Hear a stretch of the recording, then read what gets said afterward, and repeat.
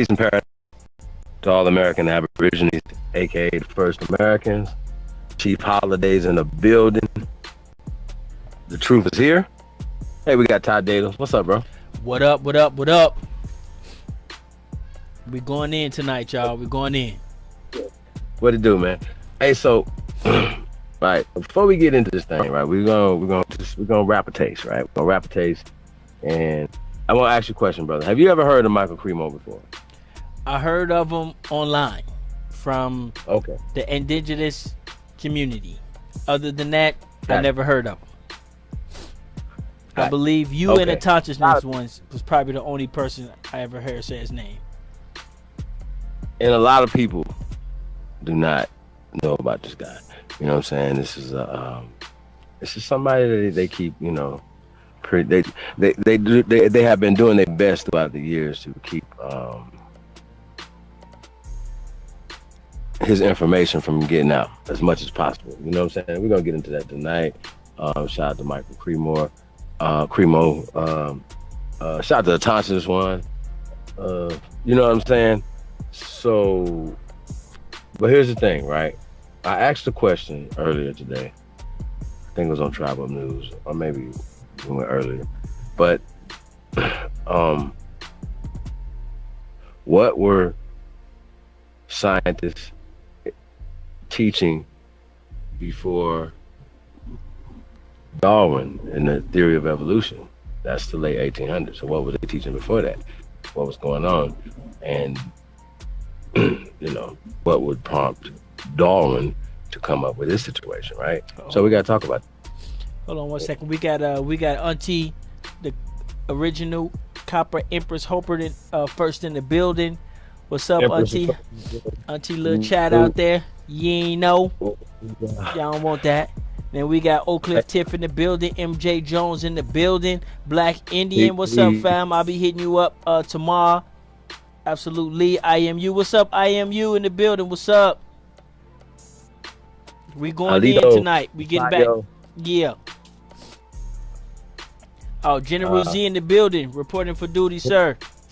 Henny Wastay. Salute. Yeah, all the great. Assalamu alaikum. Alaikum salam. Shalom. Yeah.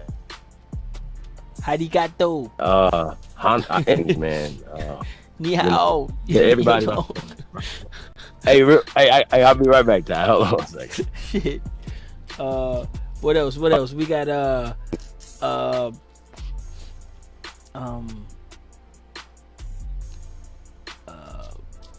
Sabahi. Portuguese. Right. Yeah, we going in. You know what I'm saying? Also, want to let y'all know this segment is brought to you by The Evolution of Conscience, Matrix 4, Cracking the Code, Sophia Stewart. Sophia Stewart books in stores. Her website is the truth about matrix.com. I'm gonna try to bring that up right now. Truthaboutmatrix.com. You can go there, check her stuff out.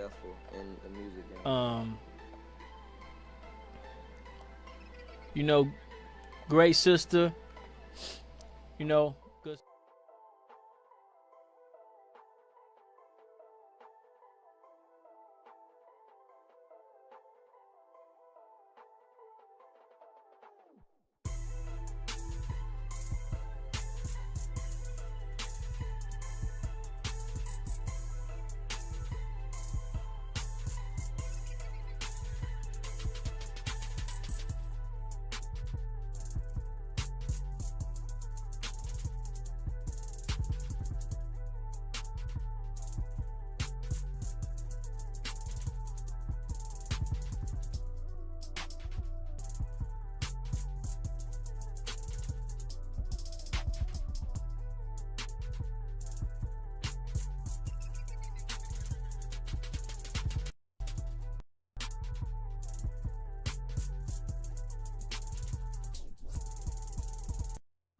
And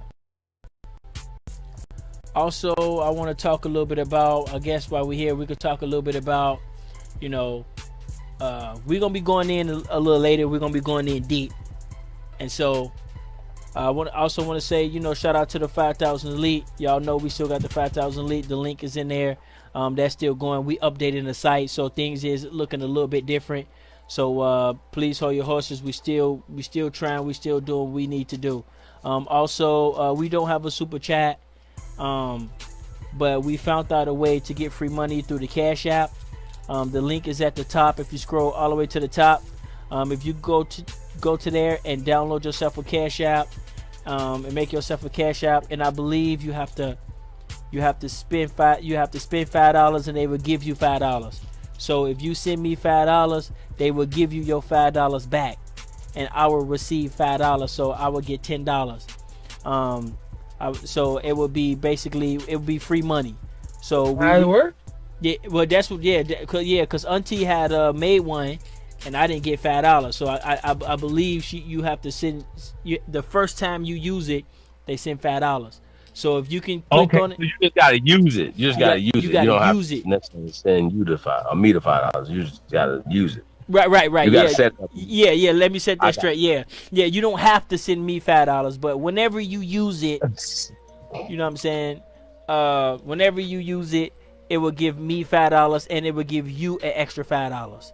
So it's a Cash App. We haven't done no hardcore investigation on it yet, but it's been around for a long time. A lot of people know about it. A lot of people use it. It's not my app. I don't control the credit card or anything like that. I don't own it or hack it or anything. It's another sources. But it's another. It's pretty safe though. Cash App's pretty safe, y'all. So do your research on it, but yeah, right. It's pretty safe, it's just, and they giving out $5. Yeah, for referral. So when you set up yours, then you'll have a referral code automatically, and then you send it out, email it out, right, text it out, whatever. Right. And they'll even send you a card. Yeah, they'll send you a card too, but you have to use it in order to get paid. So that's why I was saying if you sent me $5, you don't have to, but I'm just saying that just because we don't have a super chat. So if you wanted to send a couple dollars, you don't need to send no more than $5. Don't be sending no $100 and shit. I'm gonna refund you. Well, I'm gonna take something out. I'm gonna take something out first, and then I'm gonna refund you. So you ain't gotta be sending no $100 and no shit like that. Just if you want to support, either the best thing to do, join the 5,000 Elite. Call us up, figure out what you can offer. If you do cartoons, maybe you do funny voices or you beatbox or some shit, that'll help out. Liking, sharing, nice little comments every now and then. Come on the platform, bless the platform. That's always good support. Y'all know y'all can come to the meetings, Saturday morning, 12 o'clock Eastern time. That's also showing support. Helping us on our social media, because we lagging on social media, man. We some old ass dudes, man. We just social media. We lagging on all the Facebook and Twitter. That shit's a full-time job. You know what I'm saying? Trying to keep up with that. So anybody that can help in social media, that's another way to help. Or the last thing you can do, if you're just too busy, you can download the Cash App, send $5, get $5, and I'll get $10. Right, some paid interns, some people that want to. They coming, they coming. I got people hitting us up. So keep doing that. So it's more than one way, to show the support. Your money is not like the holy grail, because I definitely take somebody who can help work a computer or some shit over some money any day. You know what I'm saying? We'll take some help or some journalists or some shit like that over a couple dollars any day. So, but that's just what we got right now, and it's free money. So you send me $5, they're going to give you those $5 back, and I'm going to get $10. So if we can get 10 people to do that, I can get $100 a day for free. So thank you, YouTube, for being so goddamn grimy.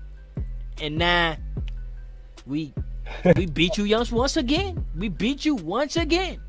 So next time. But go ahead. Yo, I want to, like I said, we want to, before we get into this thing, man, we want to break down who Michael Cremo is, So we have his bio, things of that nature, and what they have on him in Wikipedia. Um, and you should always don't just take our word for things. You should always look things up for yourself. You know what I'm saying? So just so we get to know this guy, before we get there. You want me to look? You want me to go read it? What are we reading? His Wikipedia. Okay, hold on 1 second. You can start it. I'll chime in a second. I'm finna change something real quick.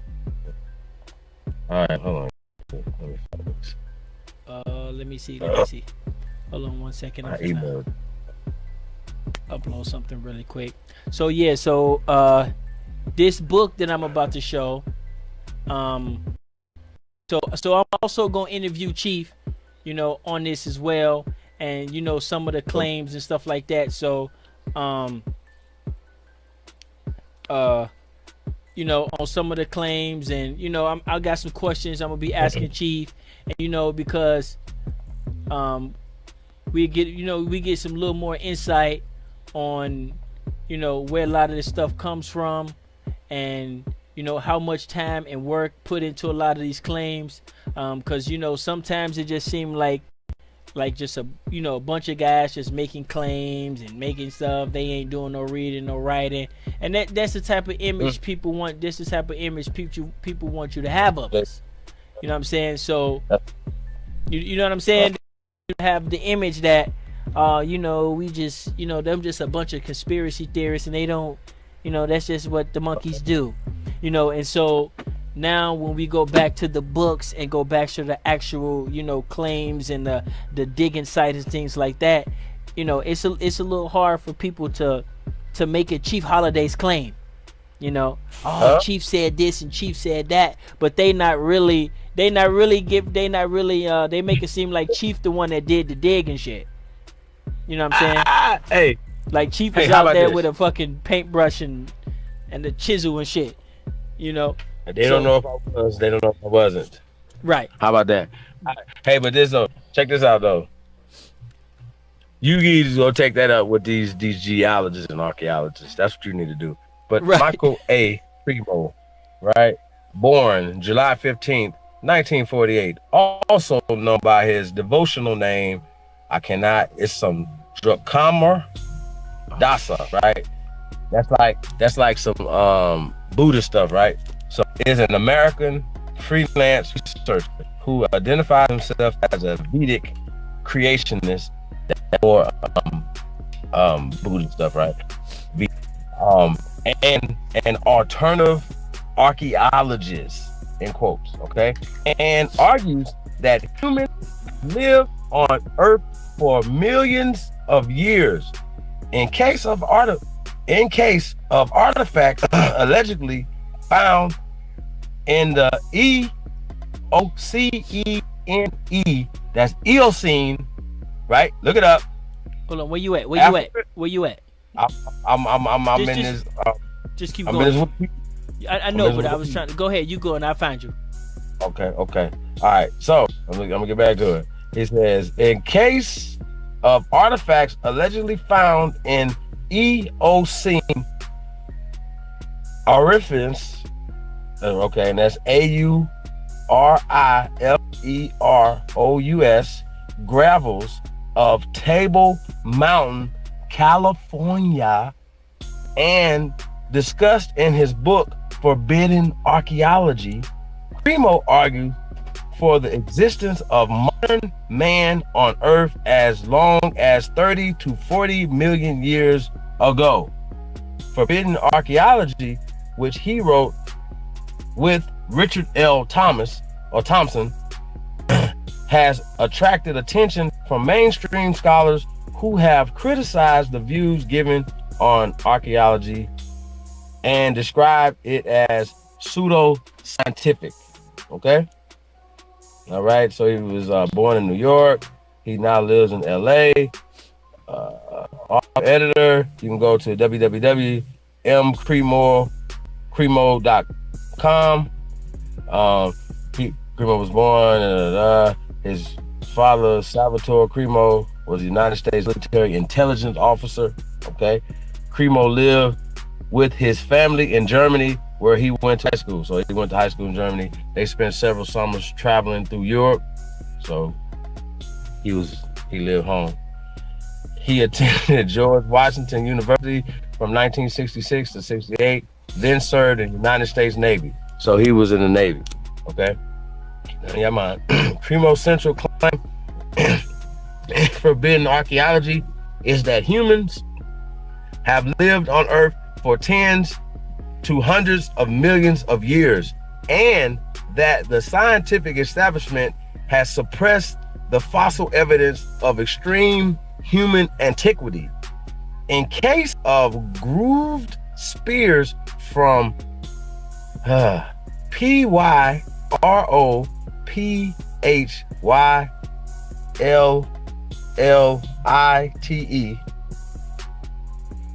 yeah, mines of Otasso, South Africa, Cremo proposes that they might be man-made artifacts as much as 2.8 billion years old. Forbidden archaeology has been criticized by mainstream scholars for a variety of disciplines.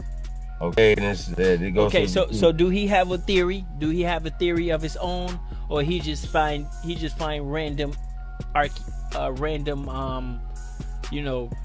evidence or whatever? Evidence archaeology.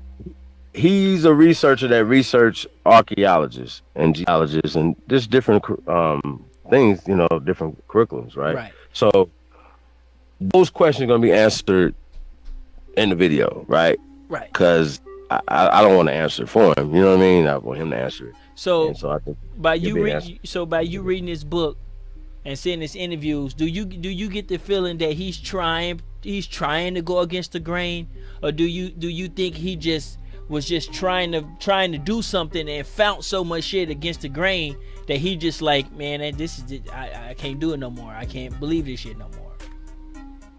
Well, I mean, he's not the only one though. It's so many more archaeologists, or just I got to tell the truth. They can't lie about it. You know what I'm saying? I don't want to spoil it, y'all. You know what I'm saying? Like, it's so much stuff that they're suppressing. So you just have to be a part of that program. Y'all understand what I'm saying? Like, they know it. It's not like they don't know. Everybody knows this. This is not a little secret. Okay. Everybody knows this. I got a question also. It's this ISK Con community journalist. What is that? The International Social of what's that? Grahana Consciousness. That's the institute, I guess, that he have loyalty to. What is that? Is that a Hindu group, or what is that? Yeah, that's what Cremo is a member of the International Society of Krishna Consciousness. He's a Buddhist. No, that's not Buddhist. Huh? That's Hindu. Krishna? Yeah, that's Hindu. Hindu? Yeah. Okay. Yeah, that's like Hindu. He written several books and articles about Hindu spirituality under the name. Here's the name right here. It's what it's here. Hold on 1 second. I'll drop it in the chat room. Let's check it out so we can we could check him out just like we check everybody else out. You know what I'm saying? Who's the master teachers and all that shit too. But that's it right there. I don't know if you guys can say that with an A with the line on top and all that shit. Let me see. He also been a contributor, editor of the magazine Back to Godhead.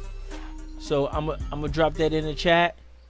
So he has like a Hindu background. So he don't have the total the 100% textbook American background.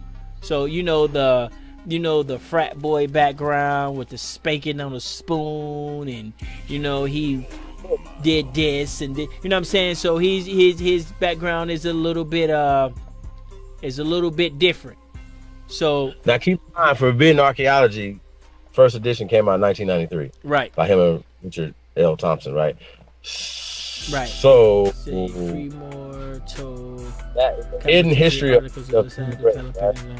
cushion in 1970 after receiving a copy of the. Okay, so obviously it said he received a copy of this book Bangladesh at a Grateful Dead concert. So apparently when he was younger, he used to listen to rock and roll just like everybody else at the end of the 90s into the paper. Okay, so this institute, what's the deal with this institute? What's the background on this institute? Because is this something in India, or is this something people gonna be like, oh man, they own slaves and all of what's the deal on that? Because you know how the game go. You say somebody's name and his name is just not powerful enough. His name, his organization, and whatever bullshit surrounding him is all all matters in the YouTube world. So let me see. International Social Customer Consciousness. I know one thing, that these people are peaceful. Right, harmful, yup. And Guyana Hindu religion organization founded in 1966, New York City by A.C. Oh, this who's the founder? Because if this is the founder, if this motherfucker go to some weird ass founder, but these all foreigners and they're all peaceful ass people. So there's no motherfucking chicken eaters or no weird ass shit so far.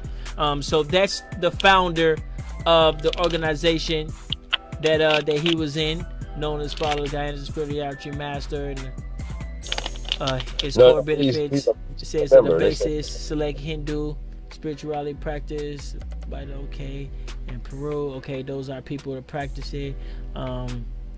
Has headed since the 15th centuries. American and Europeans convert since the early 1900s in North America, the West Virginia.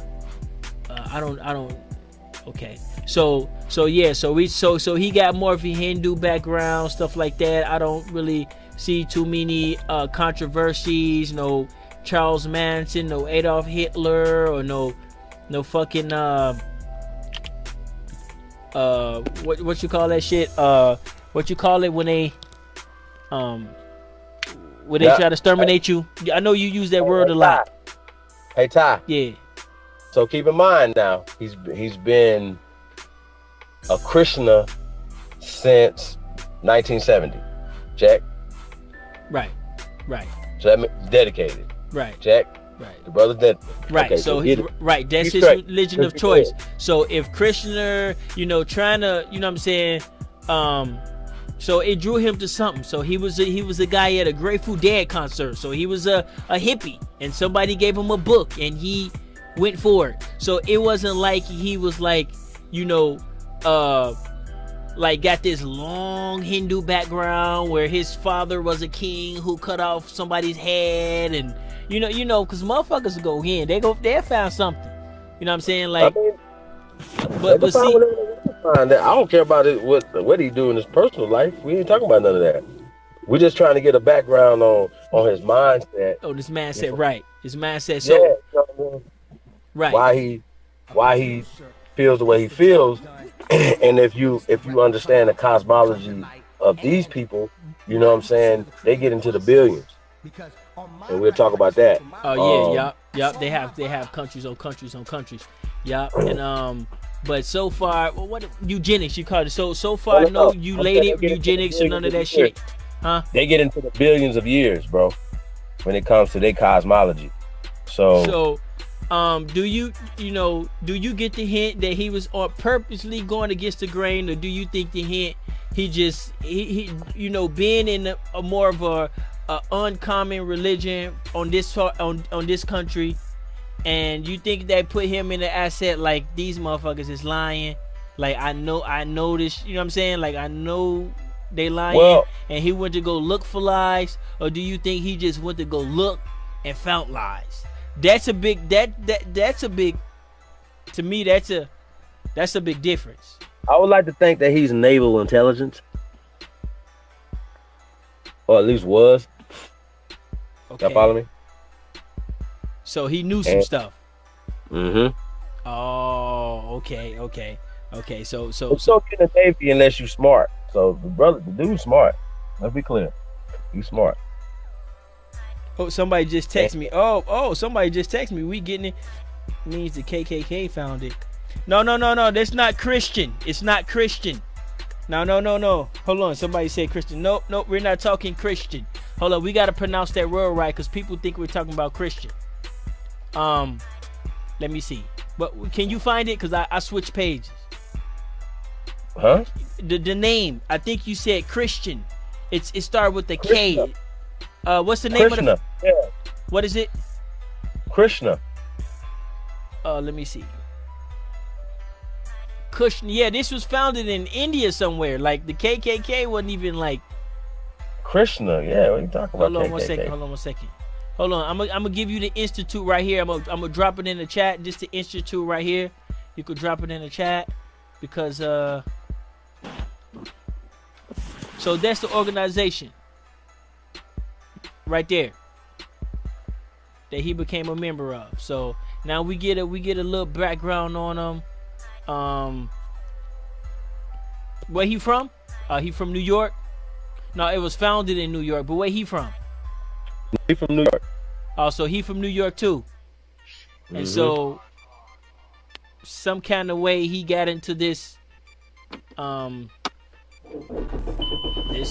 guess the spirituality, and it kind of led him to or some shit. Excuse me for the cussing, sorry about that. Education. Let me see. Religious studies. Let me see his religious studies real quick, because I know that's a big deal in the politic world. Okay, alternative known as studies of religion. Talking about his religious studies right now, bro. Is it archaic found devoted to research into religious behaviors and institutions? It's described, compared, interrupted. Yeah. So it doesn't say. Now let's say spirituality. Oh no, that's the definition. Never mind. That's just a definition.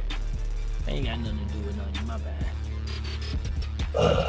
When you're talking about, that's his religion, bro. That's his spirituality. Right. But, It was right. But here's the thing, though. So I feel like we should go ahead and get into this video, y'all. Shit's deep, but here's all I'm saying is, right, that let's don't take nothing from this video or anything I'm saying. Hopefully this makes you want to dig deeper and look into some other things, and don't just accept what was being told given to us. Right. Like, come on, I mean, don't accept everything for scrutiny, everything, and that's what we're gonna do right here. So anything that he says that I feel that's wrong, I'm gonna stand on it, and I'm gonna say something about it, and that's anybody. Right. So we here to critique him. We here to critique him, and we here to critique his work, just like we do everybody else's. Just like we do everybody else's. We talk about their master teachers. We talk about their institutions. We talk about if they name got a extra T in it, motherfuckers bring that out. I mean, we getting it, mamas and sisters. I mean, we be going in on the Pan African stuff. You swear to God, I done heard some shit. But I've been out here. Oh, there's a white guy. I'm gonna be like, what is that? Yeah. That's part of it. Hey. Oh, I gotta say this though, right? Hey. Now, if you accept any dates, then you gotta accept dates, right? Let's throw all the dates away, right? But if you accept any dates, then you gotta accept the dates too. We can't just accept your date. That's fair. That's how that works. Right. How is that fair? So we only can accept your date, but we can't accept my date. Cheating and shit. Think about it. Think about how that works. You can say it whatever million years, and we can't say nothing. So we can't come up with no geology, archaeology, we can't come up with nothing, right? Only theirs. So I just keep that back in your mind. Yeah, so we're gonna get into it tonight. You're gonna learn today. Yep. And so let me get a shout out to the chat room. We got Seeker of Truth up in there. How you doing? We got Miss. Peace. Let me see who else we got. Let me see. We got Libra Sun, First American Heroes in the building. All time flat power. Ram Richard in the building. Brandon Rogers. No, we ain't seen the video yet, and we also got James Gilmore in the building. What up? I've seen the video several times. So no, he just released it. Oh, you was just watching it? What are you talking about? Dame video. James just dropped the video a couple seconds ago. Oh, no, I thought you were talking about Cremo's missing video. somebody. About to watch.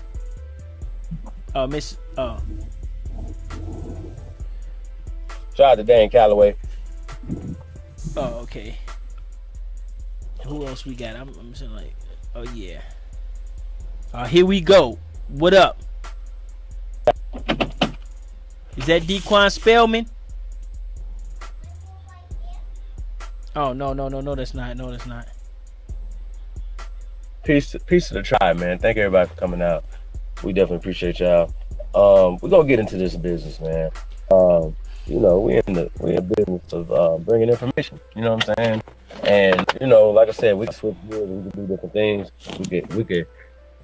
We could do a lot of different things at the same time, and we don't always have to do one thing. So you know, I feel like I just fucked his name up. If I can learn something, then anybody can learn something from it. You know what I'm saying? So, and it makes me just want to dig deeper. So when I first started hearing about forbidden archaeology, you know what I'm saying, and all this shit, like I was still in the African mindset.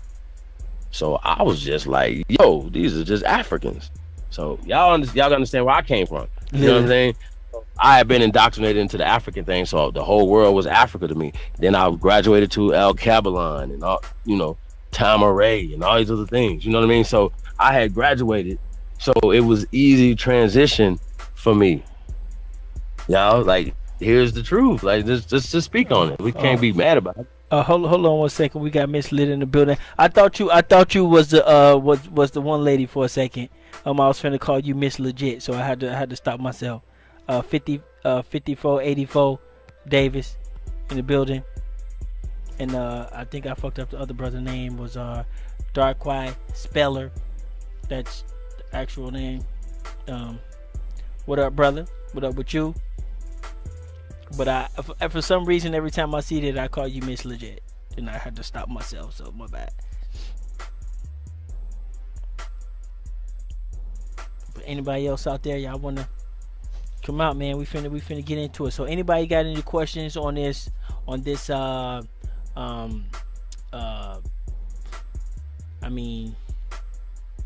Michael Cremo. Anybody got any questions? I'm pretty sure he's a pervert. Bob Mackin, what up? And I don't know. Let us see his work, man. Let the work speak for itself. But we gotta, go through him just like we go through all the other master teachers. But it seems like, man, as soon as we go to Chief Holiday just laughing shit. Soon we go through one or two master teachers, it seems like we get the scandal. You know what I'm saying? So y'all vet this guy, man. Check out this guy. See what y'all can come up with, man.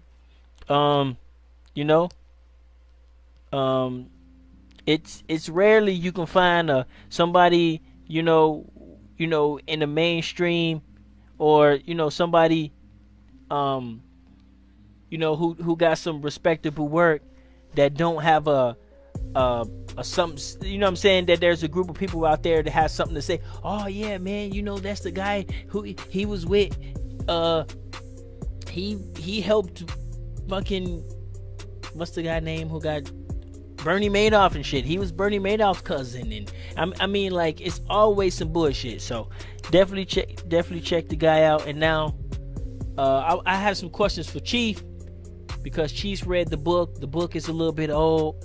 You know what I'm saying?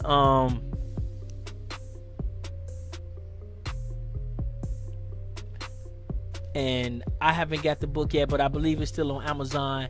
but a lot of the claims, and stuff like that is some of the books, and he called it forbidding archaeology. Now, first thing I want to know is why he called it that name. Is he looking for controversy, or is he trying to drop some jewels?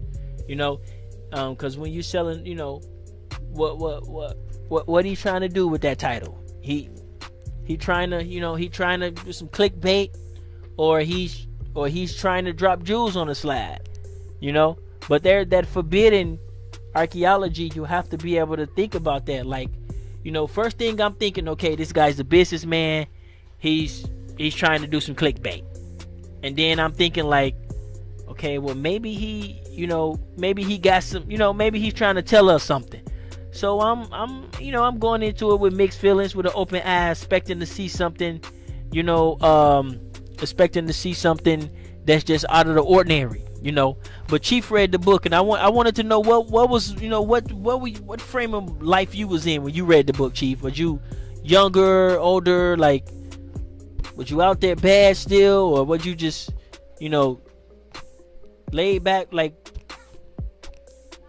Yeah, I had 1 foot in, 1 foot out.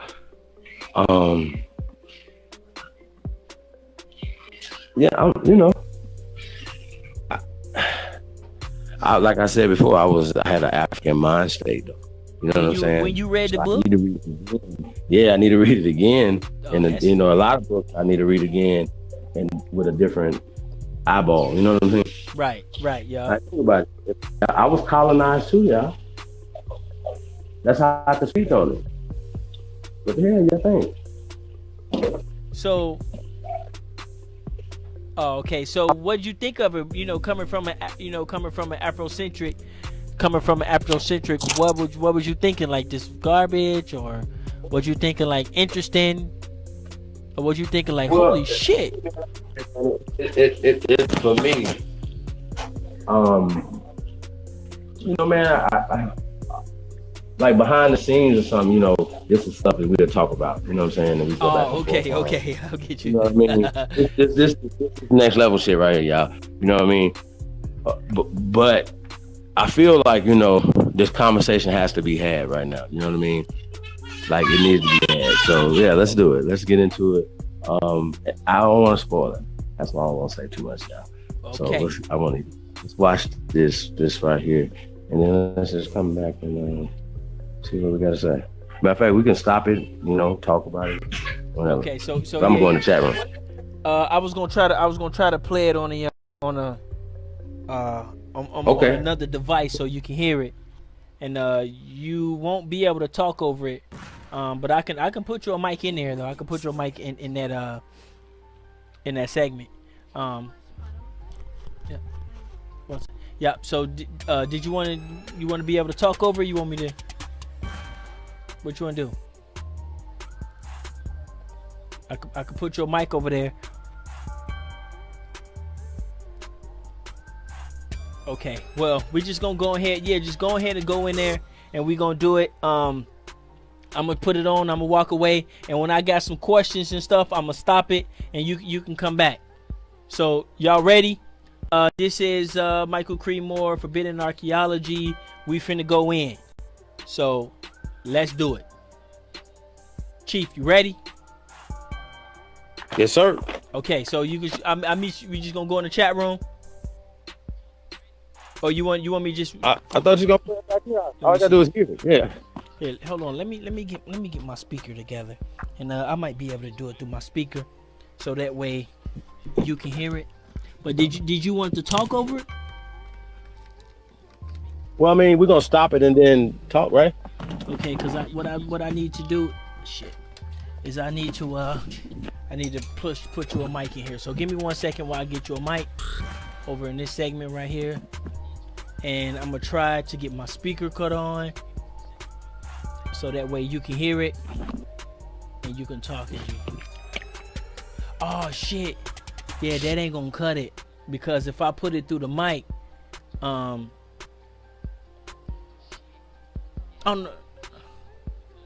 yeah, if I put it through the mic, it's gonna come out messed up.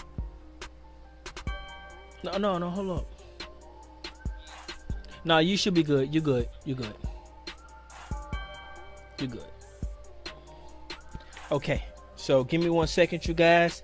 I might need to go charge my speaker up so Chief can hear it, and then that way he can kind of talk over it. Or you just want to let him watch it and then come back?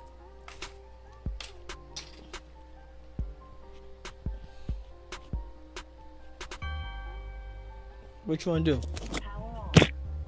Yeah, let's just watch it all the way through, man. Fuck. Okay, we're gonna watch it all the way through. Okay, then we'll come back.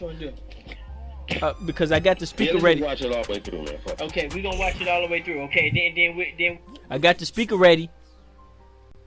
You sure? I mean, it's up to you. I ain't tripping. Okay, here we go. We gonna do it. Just wait right here, Chief. I'm gonna see if I can figure something out. So here we go. All right. This segment has been brought to you by, Evolution of Consciousness, The Matrix 4, Cracking the Genetic Code, Sophia Stewart, in stores now. You can also check out her website. It's aboutthematrix.com. If you're into that type of stuff, good read. I got this version, but I got it in PDF, so I got it already. I'm trying to get her to get some music with it, and if I can do the music for it, oh man, it'll just be a whole package. It'll be like it'll be a whole package. So, but yeah, definitely check that out. And also, I guess Michael Cremo is up there, so he get a free one too. So, Forbidden Archaeology, we going in.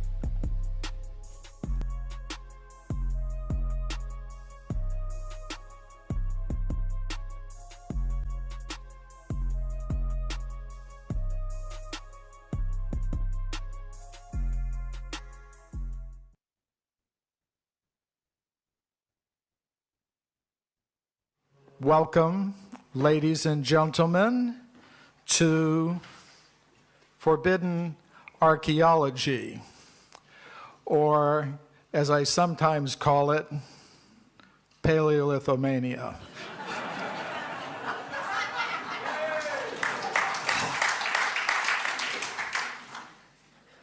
Now, we've heard something today about megaliths. Megalith is a word, it means big stones used in structures. And I was very fortunate last night to be able to go out to Stonehenge and visit the classic megalithic structure here. I'm very grateful for that opportunity. And although my main focus of research is not megaliths, sometimes in my travels around the world, I do see some megalithic structures. For example, last year I was in India at a place called Hampi in west central India, and I just happened to notice this megalithic structure sitting on a hill next to a boulder perched in a very interesting position. I don't know what it means or what it's for or how old it is, but it is a megalithic structure that I've seen. Also, a couple of years ago, I was speaking at a meeting of the World Archaeological Congress in Osaka, Japan, and I visited the Osaka castle there, and some of the interior walls of the castle have some megaliths as part of them. This one is 48 square meters, weighs 108 tons, and this wall is full of stones of such size and weight taken from distant places.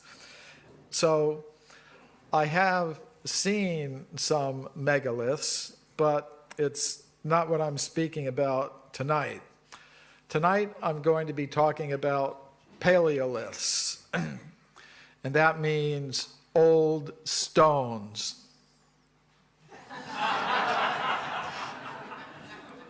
Not those old stones who I dearly love, but other types of stones, old flint objects, and also human bones, human footprints, and very ancient layers of stone. And the question that I'm really looking at is, how old is the human species? Some researchers are looking into how old our different civilizations. I'm looking at the age of our human species on this planet. So how old is our species? Today, the most common answer to that question comes from the modern followers of Charles Darwin, and they tell us that the first human beings like us appeared about 150,000 years ago. Before that, they tell us there were no human beings like us. There were only more primitive ape-like human ancestors. However, the writings of different ancient wisdom traditions, such as the ancient Sanskrit writings of India, tell us a different story. They tell us humans have existed on Earth for many millions of years, going all the way back to the very beginnings of life on Earth. And there is some evidence for this. It's not simply mythology, and I've documented this evidence in these books, some copies of which are here today. This evidence is not very well known because of what I call a process of knowledge filtration that operates in the world of science. We can call the blue box the knowledge filter. What it represents is the dominant consensus in the scientific community about a particular question, in this case, human antiquity. And reports of evidence that support the dominant consensus will pass through this filter very easily, which means, for example, that students will read about this evidence in their textbooks. But if we have reports of evidence that radically contradict the dominant theories, this evidence tends to be filtered out, forgotten, set aside, dismissed for unfair reasons. And therefore, most people, even in the professional scientific community, are unaware of this evidence, which contradicts the ideas being promoted by the modern followers of Charles Darwin. Now, I've spoken about this evidence in some unusual places. For example, the Royal Institution in London. Many of you who are a little bit older will recall that the backside of the old 20-pound note shows the Royal Institution lecture hall with Michael Faraday, the physicist Michael Faraday, speaking there about 150 years ago. One thing I really love about England is how much the English people love their traditions. You know, the same table is there in the Royal Institution that was there 150 years ago, where Michael Faraday was speaking. 150 years later, Michael Cremo speaking at the same table, and some of the same people in the audience.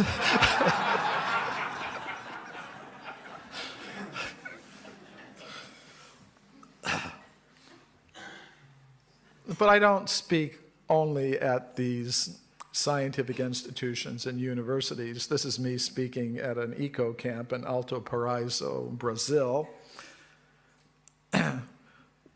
And I enjoy speaking to all kinds of gatherings, but not everyone appreciates what I have to say.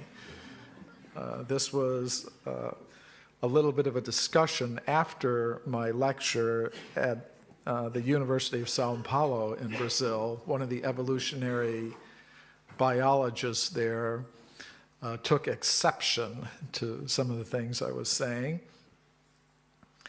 But now I'm going to go over some of the kind of evidence that I'm talking about, that I document in my books. This is a geologist, Dr. Virginia Steen McIntyre.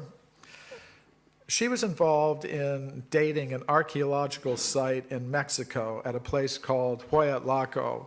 It's near the town of Puebla in central Mexico.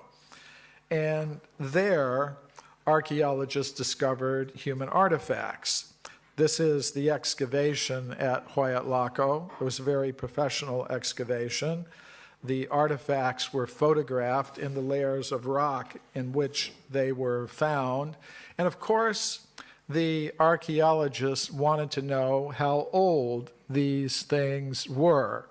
So they called a team of geologists to date the site. Virginia Steen McIntyre and her colleagues used 4 methods to date the site, and they concluded that the site must be at least 250,000 years old. But the archaeologists said that's impossible. According to their theories, human beings capable of making the artifacts did not exist anywhere in the world 250,000 years ago. So they refused to publish the age for the site given by their own hand-picked team of geologists. So Virginia Steen McIntyre and her colleagues were a little upset by that. So they independently published the age for the site in a scientific journal. But when they did that, they experienced an extreme negative backlash from their colleagues in the scientific world. Virginia Steen McIntyre lost a teaching position that she held at a university in the United States, and her career as a geologist was suddenly finished because she had dared to publish something that contradicted the dominant theory. She wrote to the editor of the scientific journal that published her report, "Not being an anthropologist, I didn't realize how deeply woven into our thought the current theory of human evolution has become. Our work at Huayatlaco has been rejected by most archaeologists because it contradicts that theory, period." Now, some more work has been done in that area in recent years. There's an archaeologist named Sylvia Gonzalez who now works at a university here in the United Kingdom. She announced the discovery of footprints at the Valsequillo Reservoir, which is right near Huayatlaco. She found dozens of footprints in layers of solidified volcanic ash.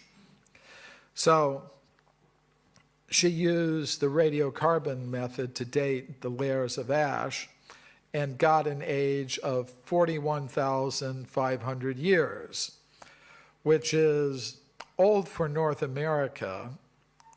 Generally, scientists think there were no human beings in North America until about 20,000 years ago maximum, but it's well within the range of the anatomically modern human species. As I said in the beginning, most scientists today would say the humans like ourselves came into existence 150,000 years ago. So 41,000 years is not outside that range. However, another scientist from the United States went down there and did additional dating studies on the layer of volcanic ash containing the footprints. He used a different method, a method that he regarded as more accurate, and he got an age of 1.3 million years for those layers of ash. Now, here's what his conclusion was. His conclusion was those prints cannot possibly be human footprints because human beings didn't exist 1,300,000 years ago. My conclusion is a little bit different.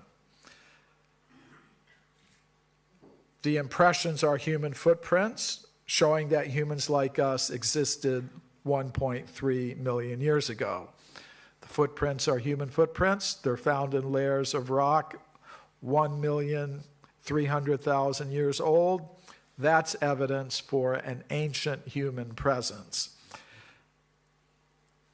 And there are other discoveries if we look into the history of archaeology, that support that idea from the same part of the world. In the early 20th century, a human skull cap, it's a partial skull, just the top part of it, was found in Buenos Aires. It was found in an excavation there. The excavators had gone down about 15 meters. At that level, they encountered a thick layer of limestone rock, locally named by locally called Tosca. And when they broke through that layer of limestone rock, they found the human skull. Now, according to modern geologists, that layer beneath the Tosca at that place belongs to the Pre-Ensenadan Formation. And according to modern geologists, that formation is at least 1.5 million years old. So there's human skeletal remains over 1 million years old. There are human footprints over 1 million years old. This discovery from Buenos Aires was announced to the scientific world by a prominent South American paleontologist, Florentino Ameghino. Now here in England, an interesting discovery was announced at a meeting of the British Association for the Advancement of Science in 1881 by the geologist Henry Stopes. He announced the discovery of a shell with a simple but recognizable human face carved on it. This shell came from the Red Crag Formation at Walton-on-Naze, which is on the North Sea coast in East Anglia, as you see here on this map. This is a photograph of the shore at Walton-on-Naze, and the Red Crag Formation can be seen high up on the cliff there. It's that reddish band just a little bit from the top of the cliff there. And it is that formation that contains fossil seashells, including the fossil seashell with the human face carved upon it. Now, how old is that Red Crag Formation? Modern geologists here in the United Kingdom tell us that the Red Crag Formation belongs to the geological period called the Pliocene, belongs to the late Pliocene, which would make it between 2 and 3 million years old. Another interesting discovery was made in the same general area. A human jawbone was discovered 16 feet deep in the Red Crag Formation at a place called Foxhall. So Foxhall is on the eastern outskirts of Ipswich, also in East Anglia, not very far from Walton-on-Naze. And there we have a human jawbone found in the same formation, 2 to 3 million years old. Later, in the early 20th century, a researcher named J. Reed Moore of the Prehistoric Society of East Anglia went to Foxhall and conducted additional excavations in which he discovered many stone tools and weapons, along with signs of the use of fire. He found fireplaces.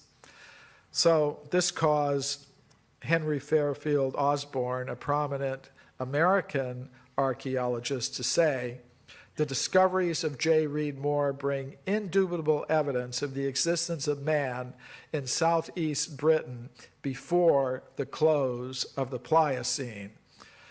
The Pliocene period is the geological period that goes from between 2 million and 5 million years ago. So before that period ended, human beings were present in Britain. In 1979, Mary Leakey announced the discovery of footprints at a place called Laetoli in the country of Tanzania in East Africa. In her original report, Mary Leakey said the footprints are indistinguishable from modern human footprints.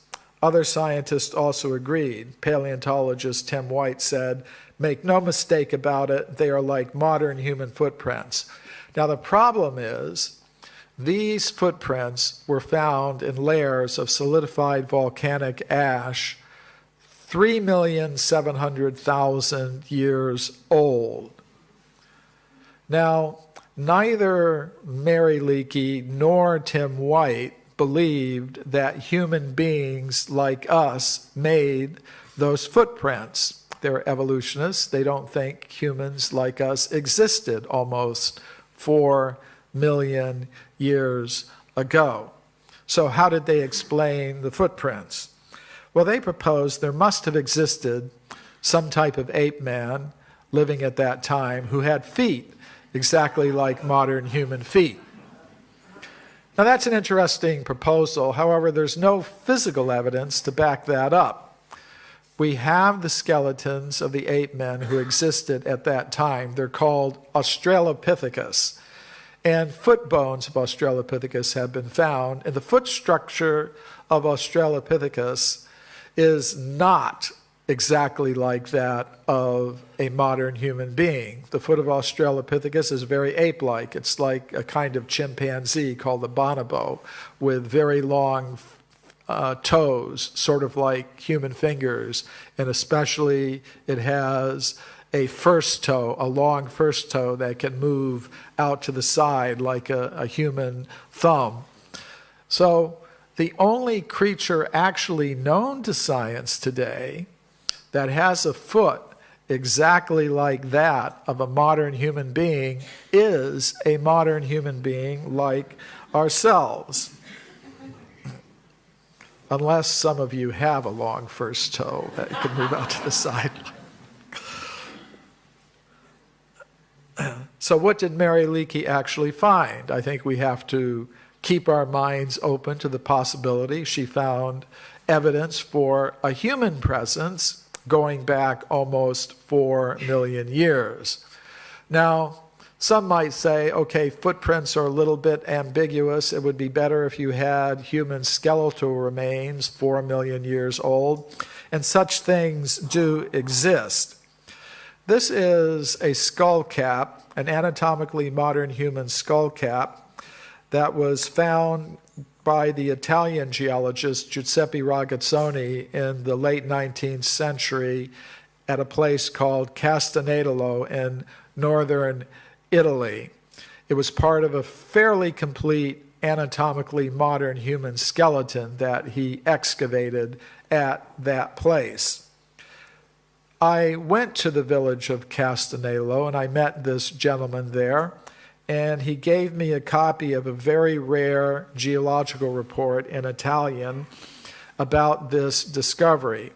From the information in the report, we were able to relocate the place where the original excavation was made, and it should be possible to do more research there. Now, when some scientists today hear that an anatomically modern human skeleton has been found in layers of rock 4 million years old, they say, okay, this is very easy to explain. Maybe 4,000 years ago, someone died on the surface, his friends dug a grave, and they put the body down into that ancient layer of rock, and then they filled it in, and that's why you think you've found a human skeleton 4 million years old. Now, things like this can happen. Technically, it's called intrusive burial, but Ragazzoni, Dr. Ragazzoni, was a professional geologist, and he was very much aware of this problem. And in his original report, he points out that if it had been a burial, then the layers of rock above the skeleton would have been disturbed, as we see in this diagram here. But he said he looked very carefully when he was taking the skeleton out of the ground, and he could see that all the layers of rock above the skeleton were intact and undisturbed. Actually, he said each layer above the skeleton had its own microstratification, which was undisturbed. So that means the skeleton really does belong in the layer in which it was found, in this case, about 4 million years old. We'll take a further step back in time. This is the Portuguese geologist Carlos Ribeiro. He was head of the government geology department in the latter part of the 19th century. He discovered hundreds of human artifacts in his country of Portugal in layers of rock 20 million years old. And as a professional geologist, he said, no, they did not slip down into those ancient layers through some fissure or crack or earth movement. I'm a professional geologist. I can see they are native to the layers of rock in which they were found. He displayed these artifacts in the glass cases you see there in the Museum of Geology in Lisbon. So when I was investigating this case, I went to this museum, but the artifacts are not displayed in those glass cases anymore. Today they're kept locked in the little cabinets down behind me.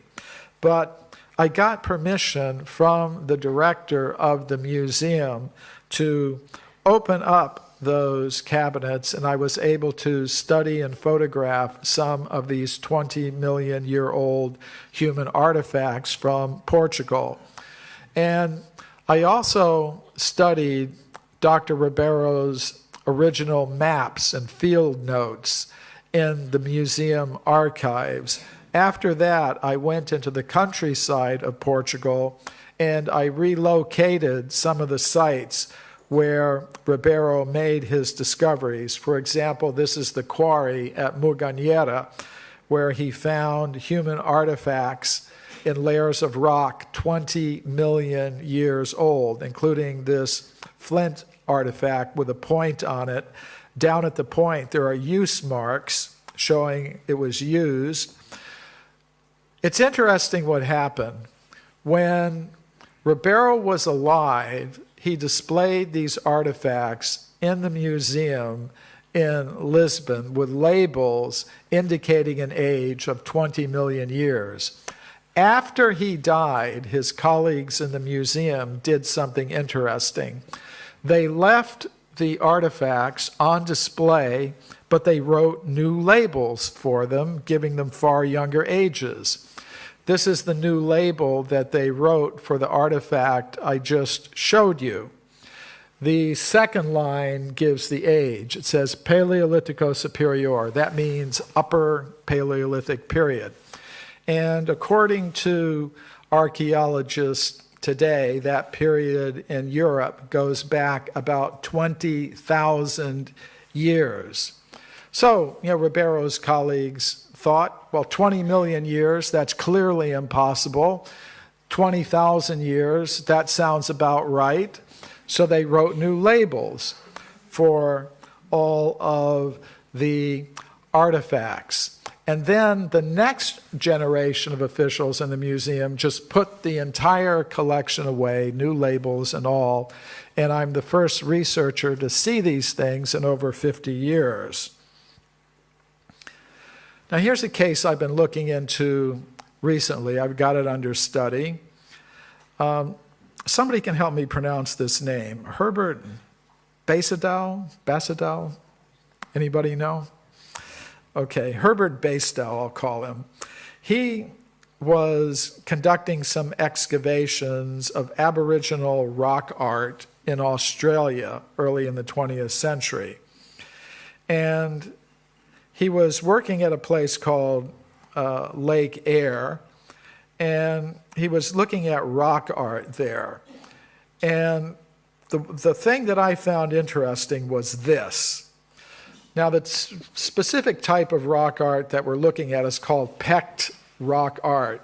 In other words, the Aboriginal artists were using a piece of stone to chip out little pecks of rock to make a pattern.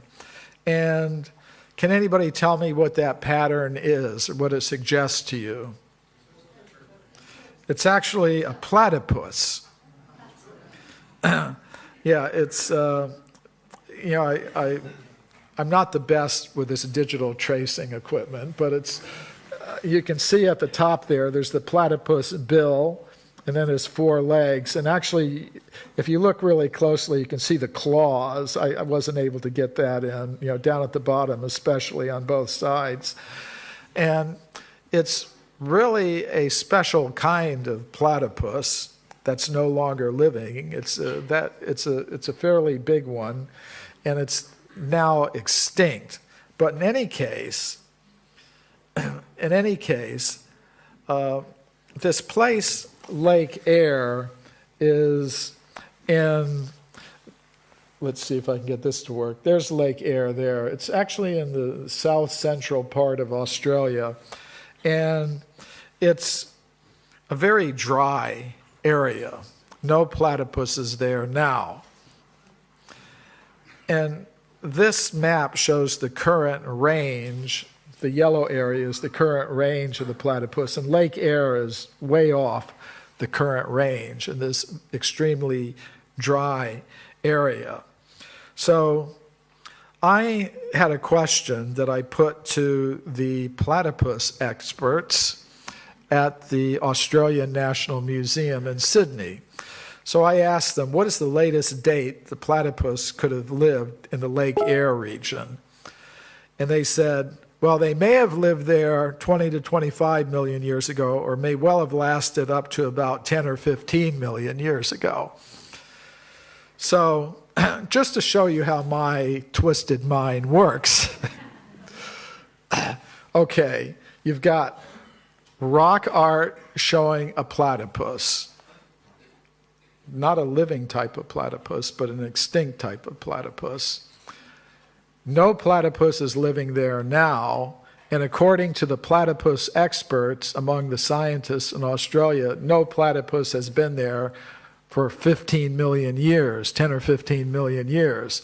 So the way my mind works is, well, 10 or 15 million years ago, when there was a platypus there, somebody made this rock art depicting it. Hence, evidence for a human presence 10 to 15 million years ago in Australia. That's how my mind works. Now, amber is a pretty interesting substance. Some amber is found in the Baltic area, like the seashore of Latvia, for example. And sometimes in amber, scientists find very interesting things. Of course, it's the fossilized sap of a tree. And sometimes in amber, scientists find insects, millions of years old, fossil insects. So a few years ago, I was giving some lectures in Russia. My books are published in the Russian language, and I've been invited there many times to give lectures. So in St. Petersburg, I'd given a lecture, and after the lecture, a Russian naval officer, retired now, came up to me and showed me a piece of amber that he had found on the seacoast of Latvia during his time there during the Soviet period when he was a naval officer stationed at a base in Latvia. And this is the piece of amber he showed me. And the interesting part is up here. Are you starting to see something there? Like a little woven type structure. Now, this is inside that piece of amber. You can see it there. Now, this is really kind of interesting to me because according to standard histories, weaving of cloth, that type of weaving, only began about 15,000 years ago in the Neolithic period. That's the standard scientific idea. However, the amber from the Baltic is from the geological period called the Oligocene. And the Oligocene goes from 25 million to 38 million years ago. So, this is the way my mind works.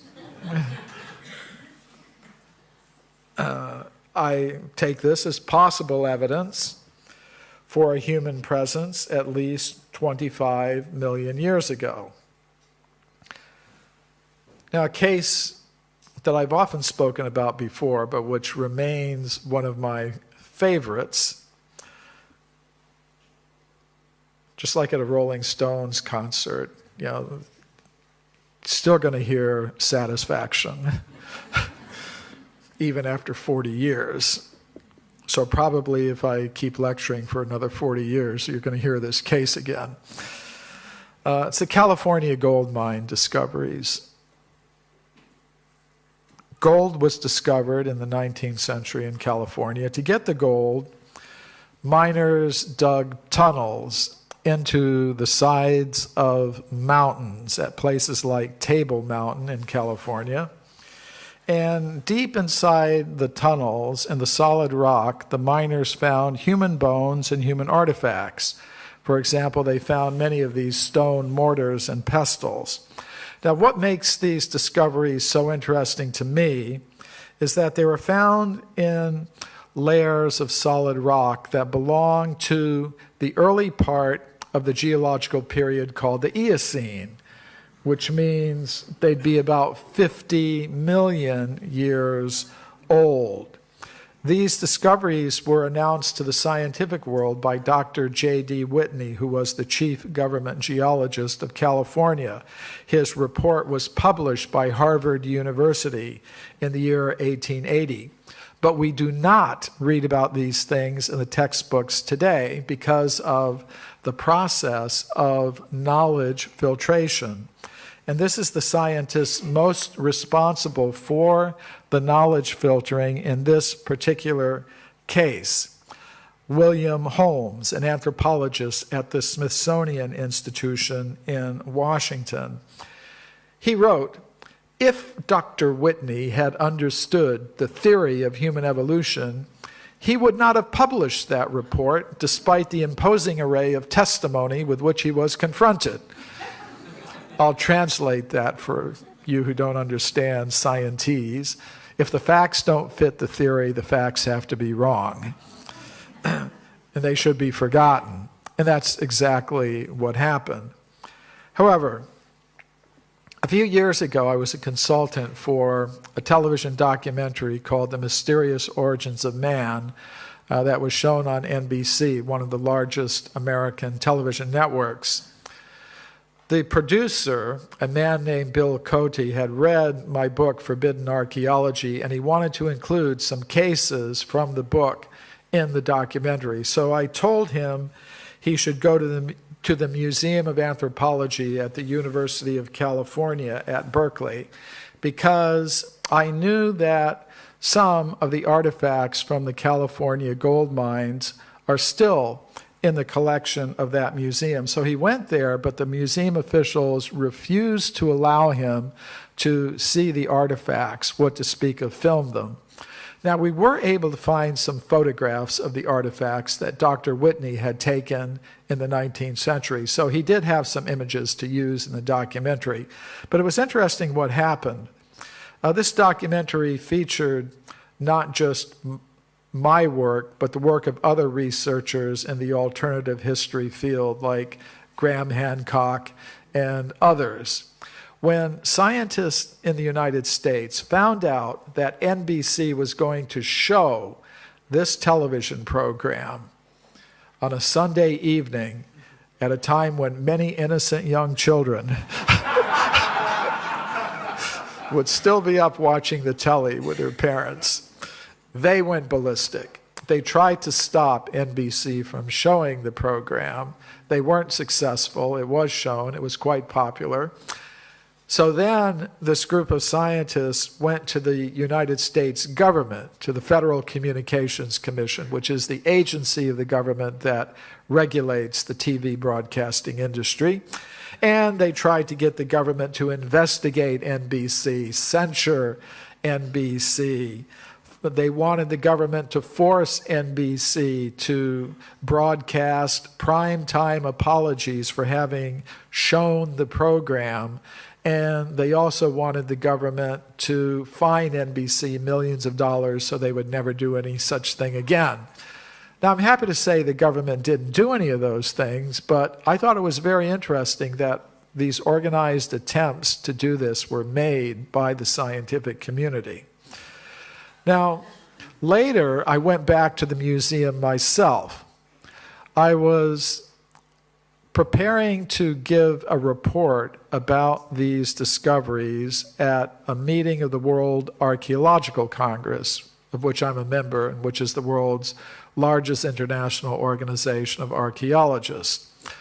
So my proposal to present such a report was accepted by the Congress.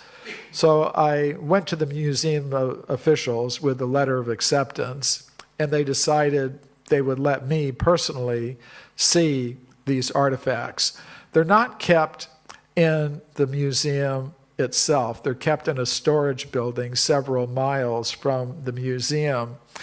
And I had to be accompanied by a museum official every step of the way, go through all kinds of security. And these are some of the artifacts from the California gold mines. Now, if you went to the museum, you would never see them. I mean, sometimes people think this idea that there are strange things in the storerooms of the museums, that's just Hollywood movie material, like from Indiana Jones and films like that.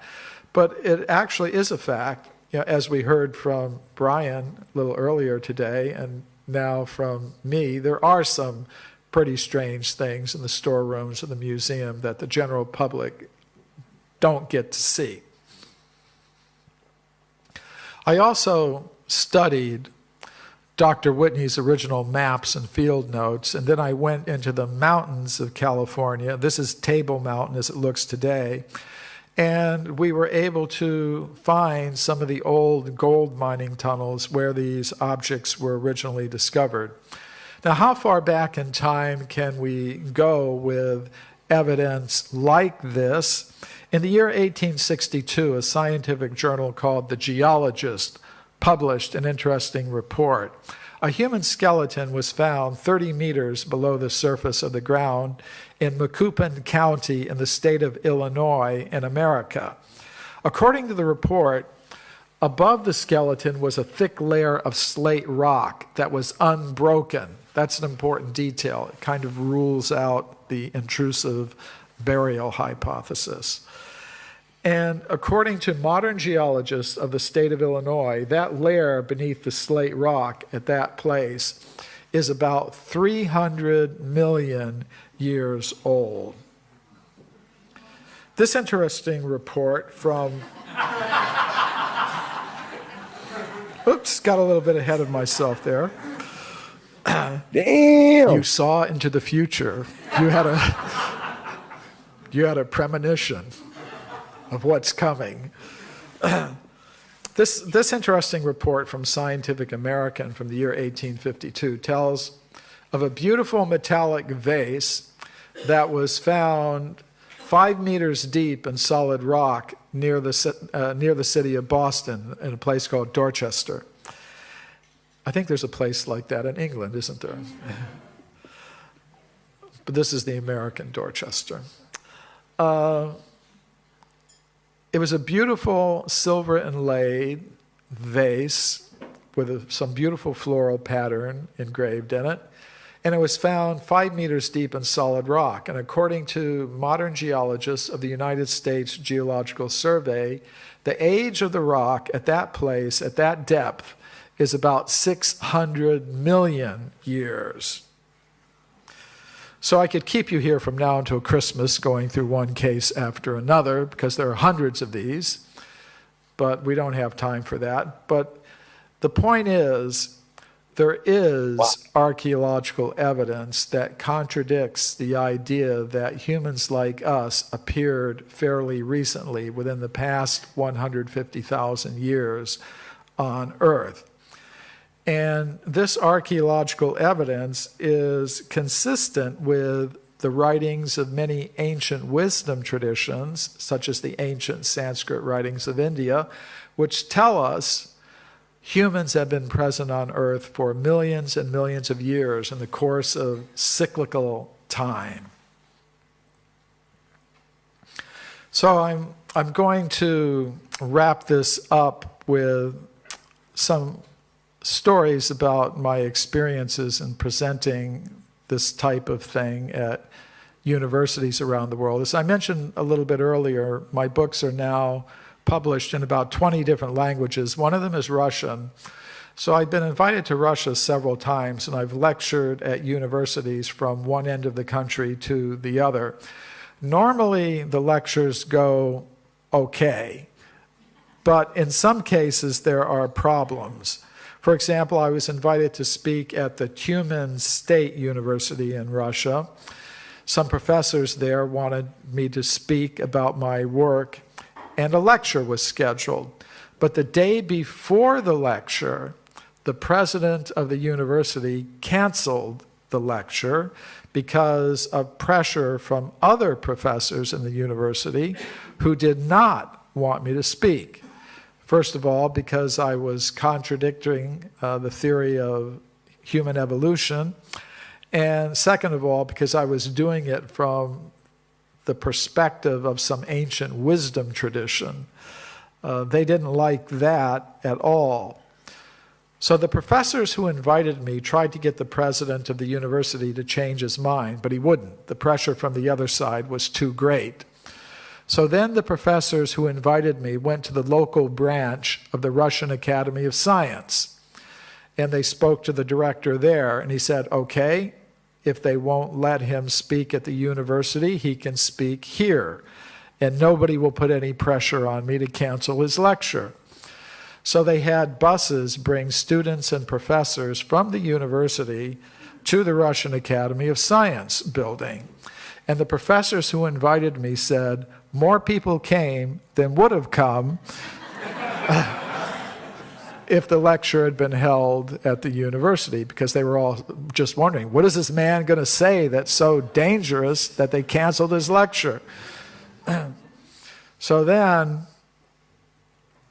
after the lecture, I had a nice meeting with the director of the Russian Academy of Science branch and with some of the scientists who had invited me and appreciated what I had to say. And then the next year, I went back to the same university and I spoke in the biology department there, no problem. I guess they learned their lesson.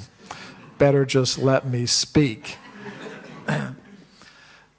But this happens sometime. If this sort of thing didn't happen once or twice a year, I'd have to stop calling myself the forbidden archaeologist. I think maybe I'm going soft or something. Something's wrong. So I want to thank you for your kind attention. If you want to follow up on any of these things, you could have a look at this, my latest book, The Forbidden Archaeologist, which is made of columns that I write for Atlantis Rising magazine. So it's all short, bite-sized pieces, easy to read. It's a good introduction to my work for those who aren't already familiar with it. And then some of my other books are also out there at the table in front. I'm also going to mention that in December 2012, I'm a speaker on a cruise that's going to the Mayan sites in Central America. I'm going to be talking about Vedic time cycles as they relate to Mayan time cycles. If you're interested in a cruise, you might think about that. And you could also follow up on my work at my website or Facebook, Twitter. Thanks a lot.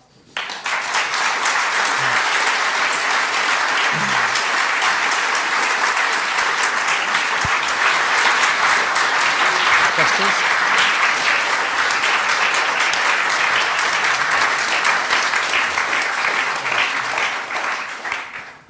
Questions, anyone? There's a few. We'll wait for the mic, please.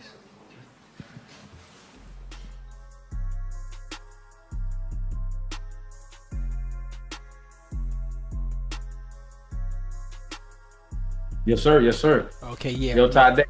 Yeah, I'm on. Yes, sir. Yes, so how are we doing? Again, this was brought to you by Sophia Stewart. Her website is truthaboutmatrix.com.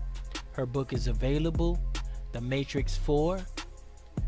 She has them on hardcover, paperback, and PDF.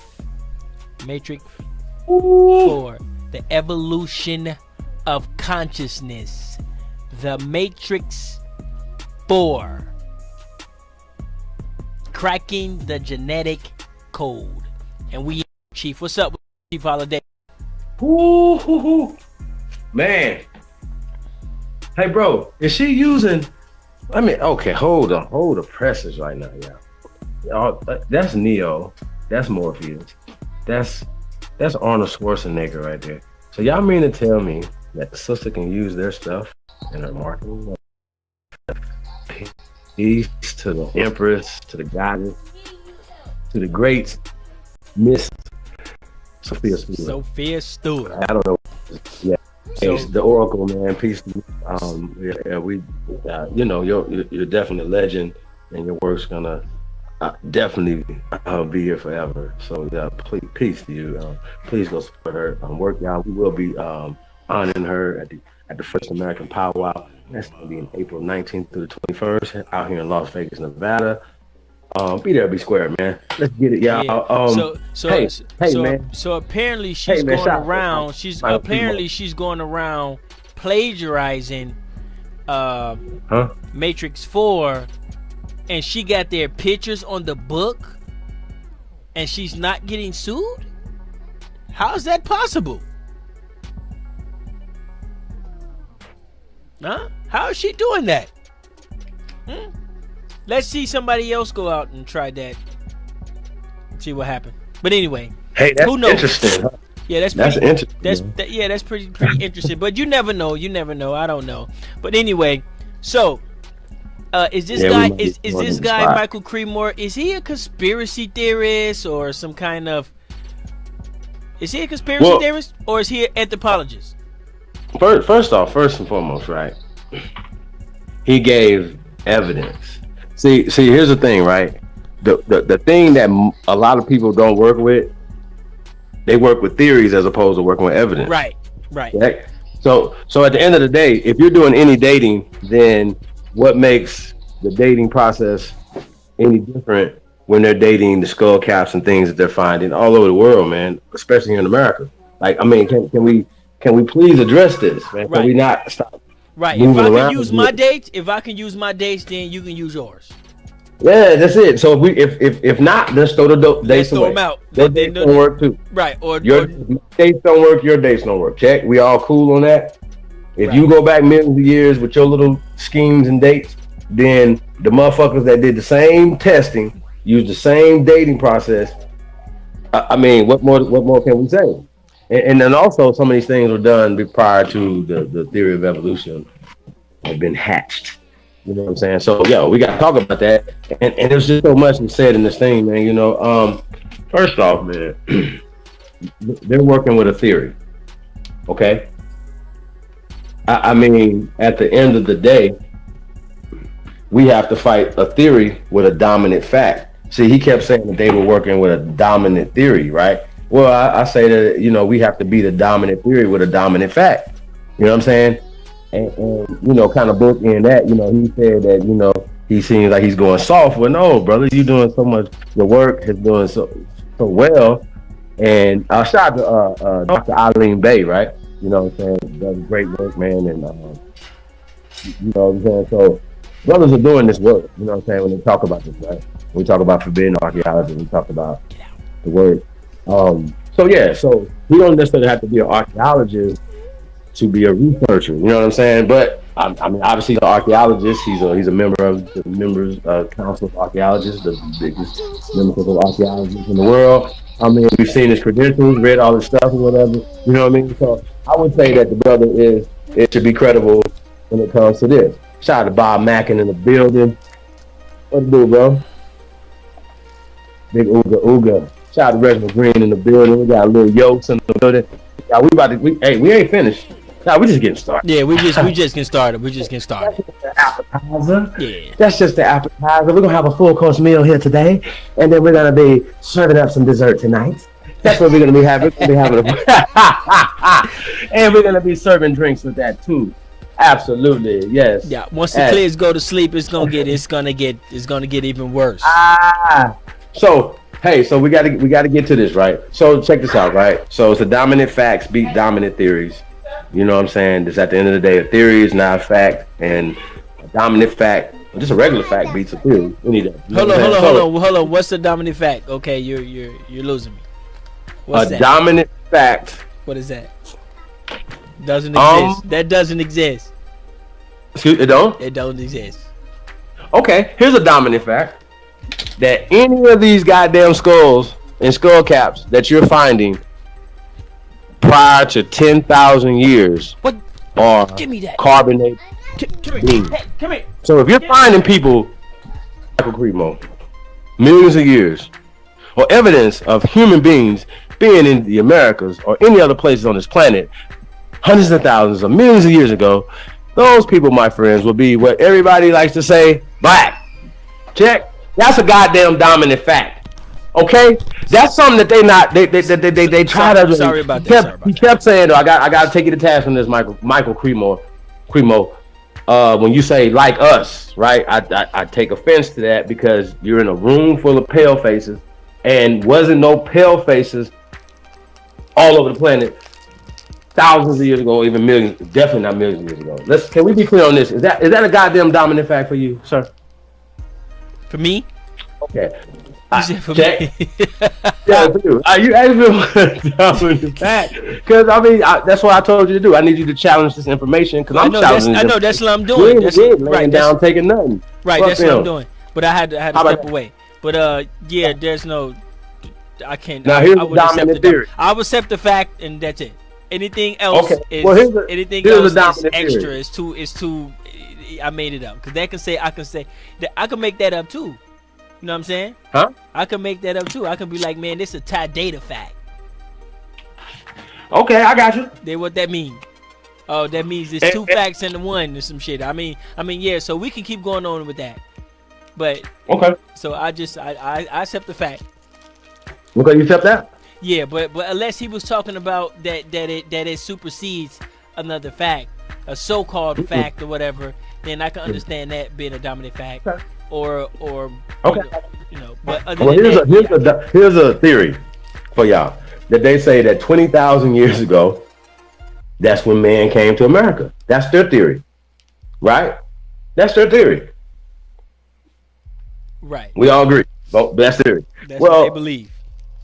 That goes along with the stories and the things that they want to try to pull on that. Don't the Stonehenges, the Eastern Island eggs, don't they go against that? I mean, ain't them Eastern Highland eggs older than I don't know, but do they go against the South African theory at all? Everything goes against South African theory. Somebody check that out, because accordingly there was nobody over here. So hey, we about to get to that too. There's a lot of shit going on over here when nobody's supposed to be here.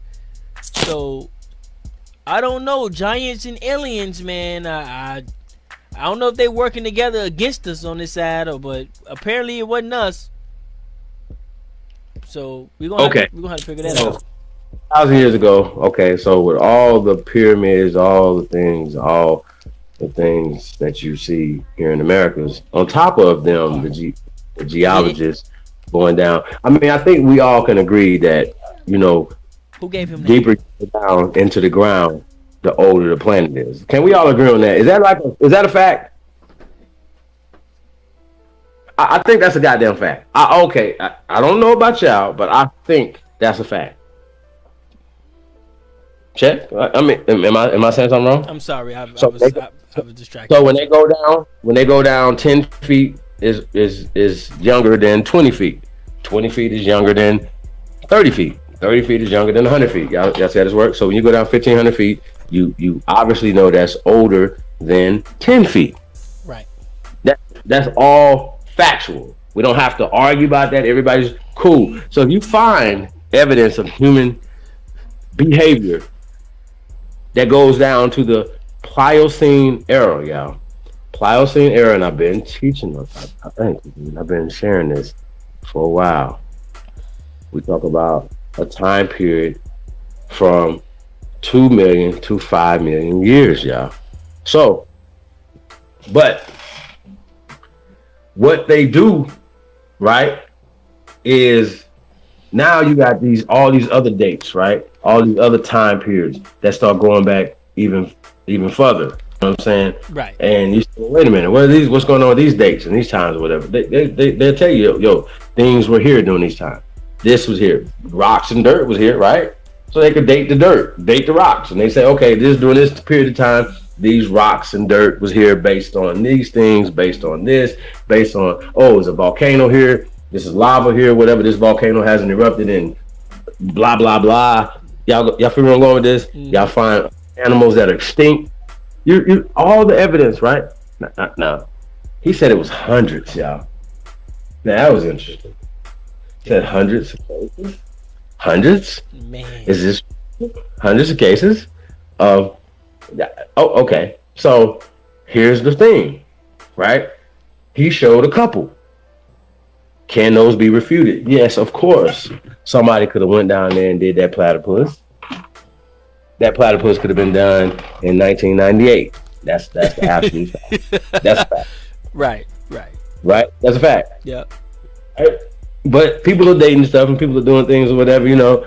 I don't know. That could be disputed, you know. And he just said that could be in a column of evidence.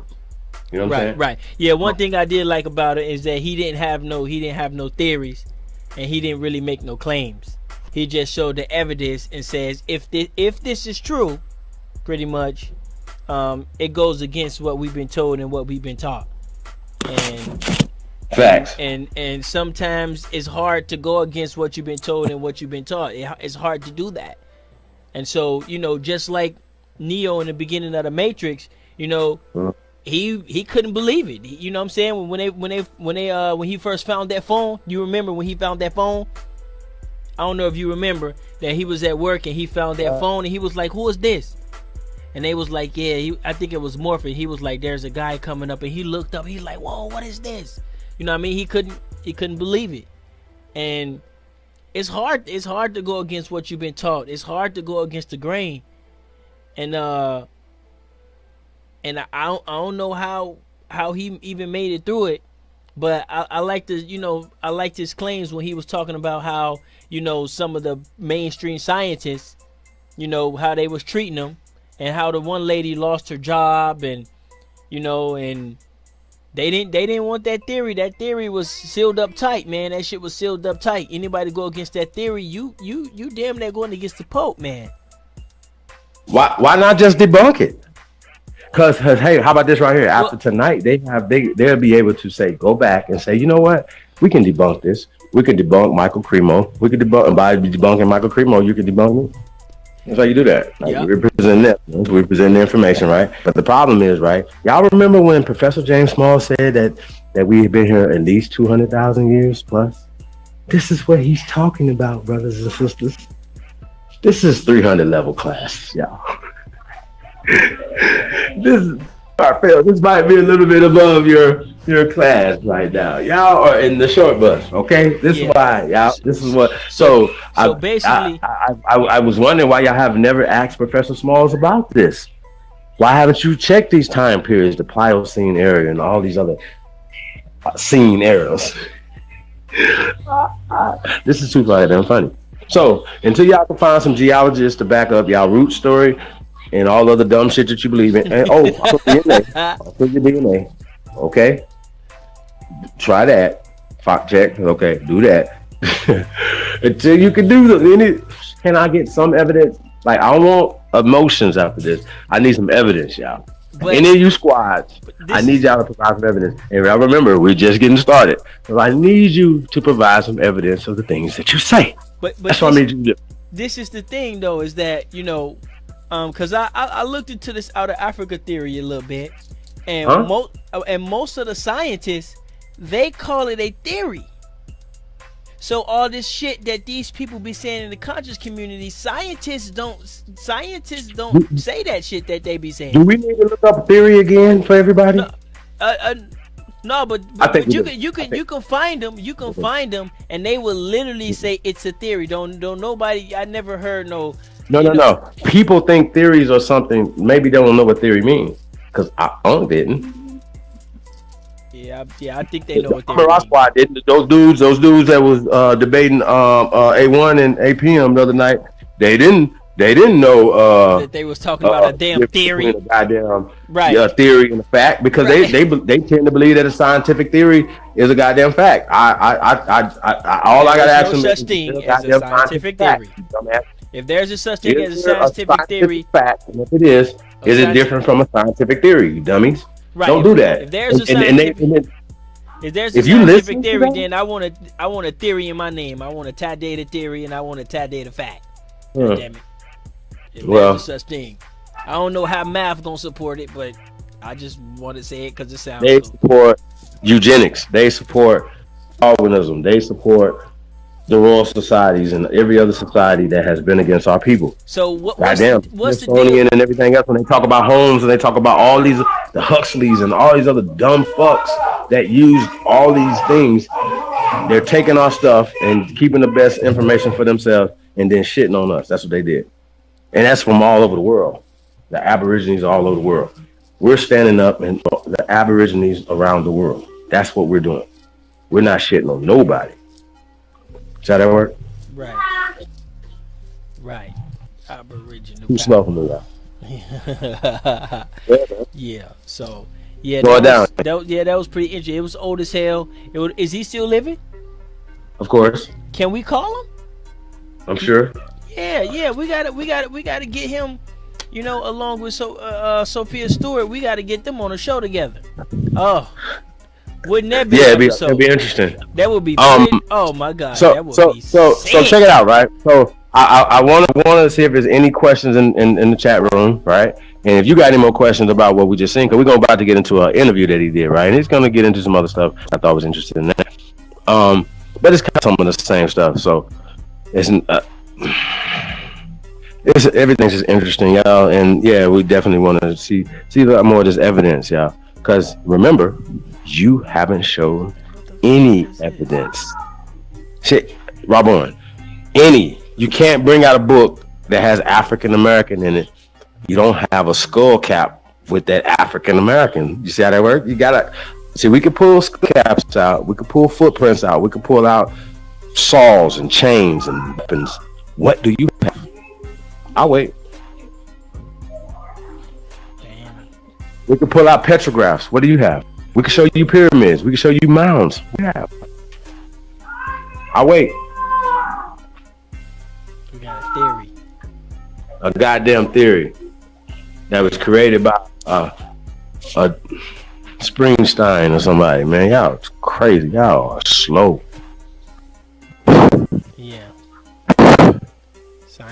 Scientists will, a real scientist will tell you a theory. I notice a lot of the scientists, they always leave it open end. They never close the possibilities. They always leave room for possibilities. They never make a bold, they rarely make a bold statement like, I know this is true.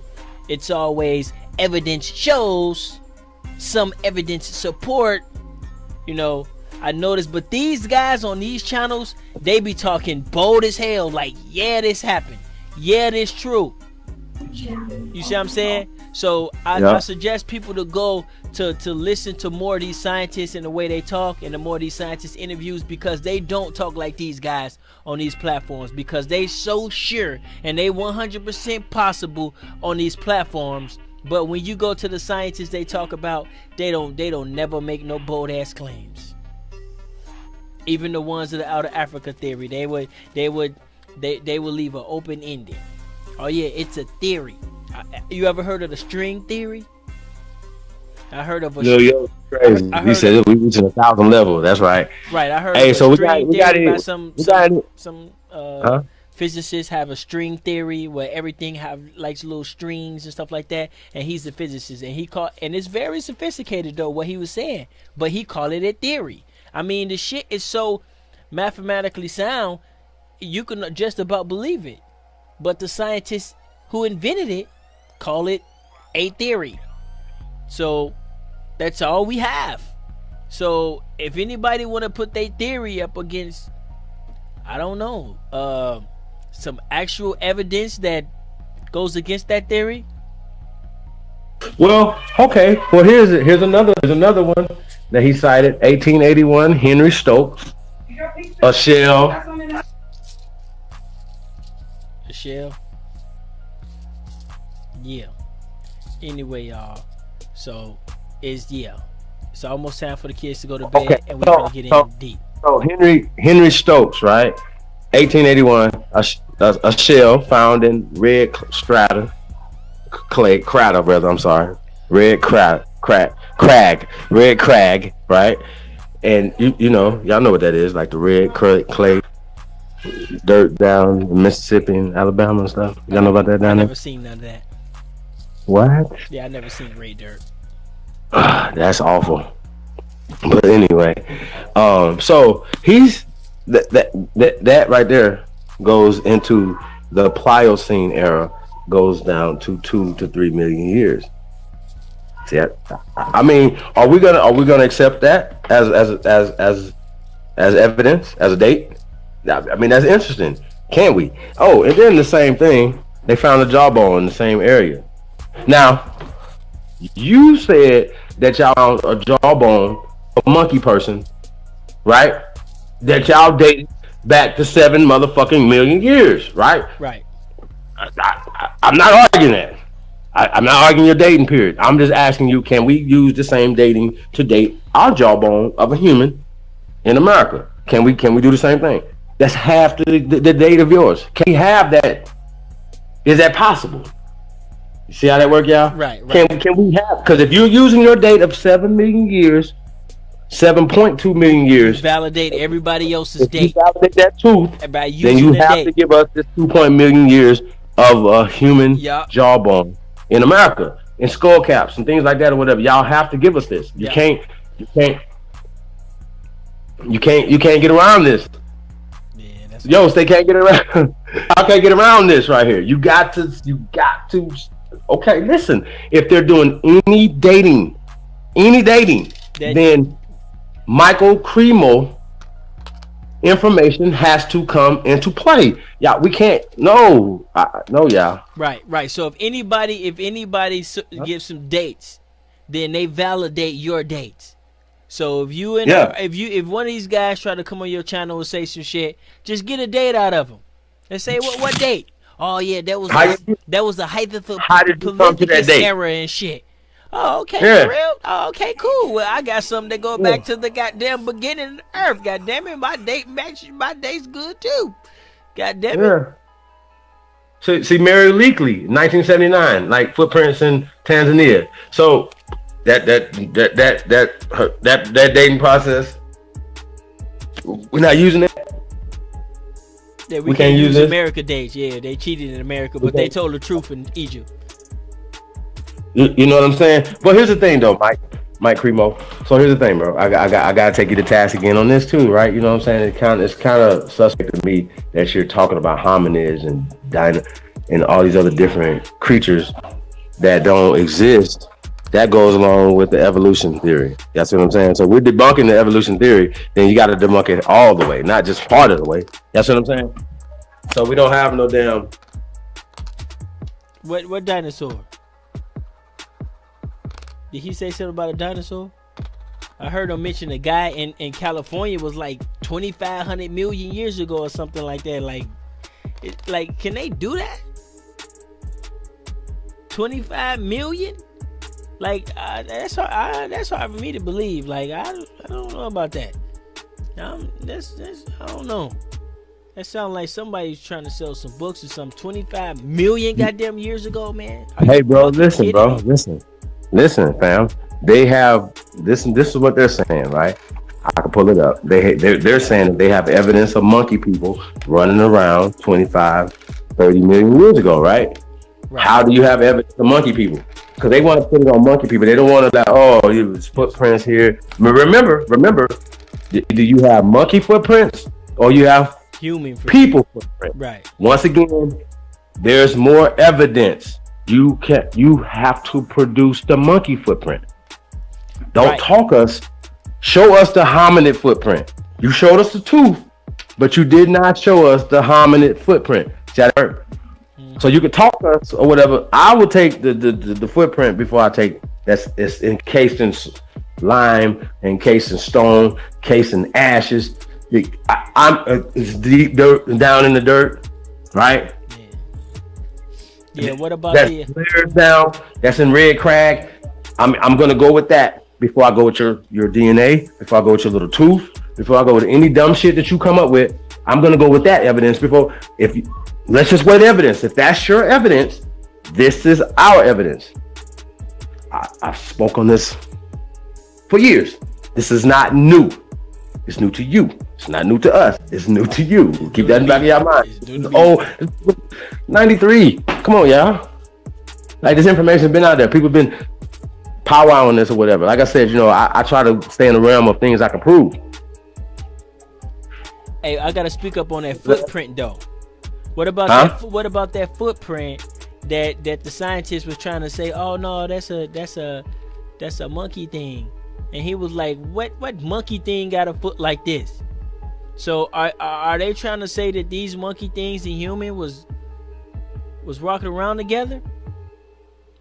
That's interesting because it's gonna get more interesting in a minute, y'all. Because like I said, it's starting to seem like Mike, you still be holding on to some of they evolutionary kind of talking points, Mike. You still doing it. We're gonna get into that in a minute, but you still do it a little bit. So we're gonna have to cure you of that. Because remember, he was correct the teachers. He correct the doctors over here. Right. How about that? He's been sarcastic, but the monkey thing. No. He was saying like, well, if these footprints is human and there's no monkey thing that has them type of feet, so obviously they don't know what they was talking about. Obviously they was trying to sell us some bullshit or something was wrong. No, he said they don't have the evidence to produce that. They don't have the physical evidence to produce what they just said. Right, a footprint, a monkey thing that matched those footprints.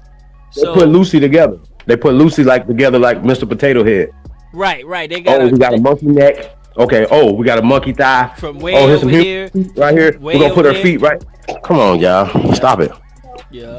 So the footprints that they placed Lucy monkey bones by go back millions of years, not the goddamn bones, y'all. Check. These goddamn liars, man. Like the damn monkey bones just laying in the dirt for millions of years, just chilling. Are you lying? Really? They was on top. Bro, come on, bro. They was on top. I ain't making this shit up, bro. They found Lucy on top, man. These Negroes is moving bones around like, let's put this over here by this. Put this right here. We're going to make a whole thing. And guess what? Your DNA goes along with the monkey shit. It just does. I don't know what else. We've proven it 1,000 times. They sold that. They sold that good, and they got all y'all motherfuckers walking around with degrees and shit, thinking y'all know some shit. Go get your money back. We need to sue these motherfuckers. Be like, hey, straight the fuck up. All you universities, all you educational people need to be sued. Period. And you teachers, shame on you. They don't know. How can you go to school teaching and you're supposed to care for But these? if they these, teach these it's a theory though, that young is people? legit though. If they teach it's a What? theory, I believe they teach it's a theory, nah. but I think some people just they so their attitude is just so fucking just I don't know. They, you know what I'm saying? It's just so straightforward that they just try to sell it as a fact so they can try to shut down the Aboriginal or shut down the Hebrew or some shit. But because when I talk to scientists, I never hear them make the statements that these people in this community make. They always leave an open end and they always call it a theory. You see what I'm saying? But they'll sell the hell out of it. But you'll never hear them say, "Oh yeah, those Lucy's real," and then you be like, "Yeah, Lucy was evidence of the evolution theory." That's how scientists talk. They don't sound like these dudes. You see what I'm saying? Well, here's another thing too, right? I gotta take Michael Cremo to task about too, right, Mike? You said Vedic versus Mayan, huh? Somebody said. See, when you start talking about time, you're putting. Hold on, Ty. You're putting new things in ancient time conversations, right? Because even for you saying Vedic and versus Mayan, I don't know much about the Vedic side of it, but I do know it's not more ancient than us. So even if you have these cosmology stories or whatever, when you're saying that you're talking about the time versus this time and stuff like that or whatever, right? But we can talk about that. I think that would be a interesting conversation. It really would, because for us, they were counting in America first. See how that works? I am you in the building, esoteric. So I would like to have that conversation, Mike. In the building. I'm sorry if I mess up your name, but that's what I see. Raven Hawk in the building. Yo, but how they be having skull caps, man? Somebody done peel somebody's muffin back blue. Somebody done peel somebody's cap back, boy. Like they left nothing but the skull cap. Every time I hear that, y'all, I think of somebody just get their shit snatched off. Like, yo.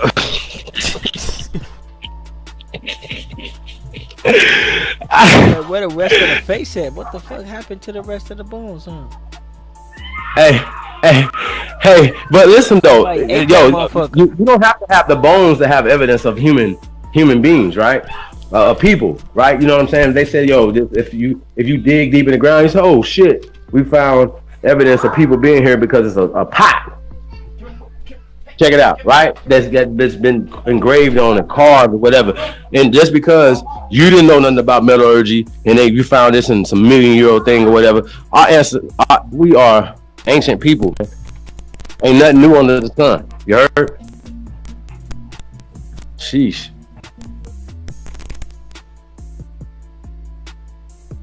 But yo, I think let's get to this next video, man. And yeah. Shout out to the tribe, man. Peace to everybody, man, that put in this work, man. The truth is in the building. We're in the building, man. We got the cyborg in the building. We got the tribe in the building. Shout out to all the great ones listening in, man. Hashtag you are the greatest of all time. Hashtag young Cassius Clay in his prime. Let's get it. Hey, shout out to Michael Cremo. Hey, Mike, hey, listen, bro. This is what we do over here, man. We critique everything, everybody with respect. You know what I'm saying? And I love to have this conversation about the time frames or whatever when we're talking about cosmology and things of that nature, whatever, and how, somebody had to be counting first, right? Check. That's a universal thing. Counting would be universal, right? So somebody had to have that consciousness first. So I love to have that conversation. Did that information come to them there, or did it just start there? Check. So that's how we do that.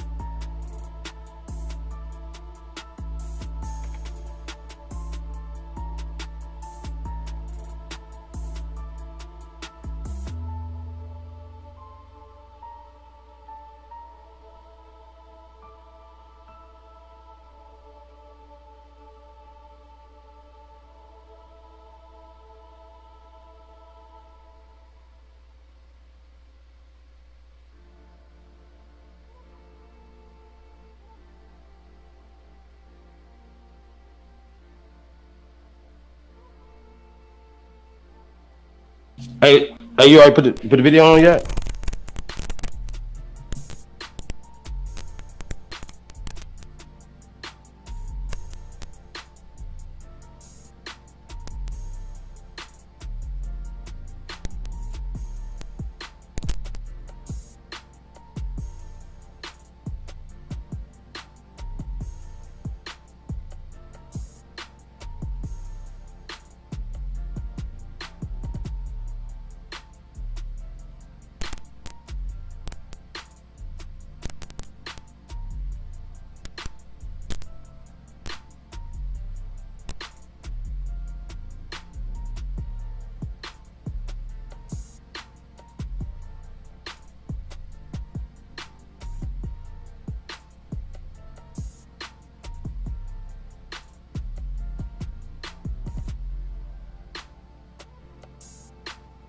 Ty.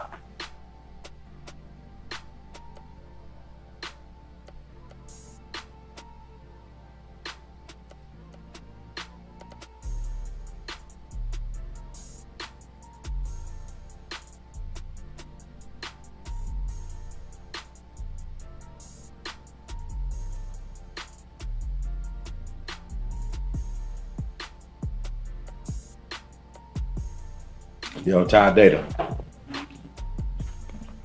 We have some technical difficulties over here, yeah. Mic check, mic check. Mic check, mic check.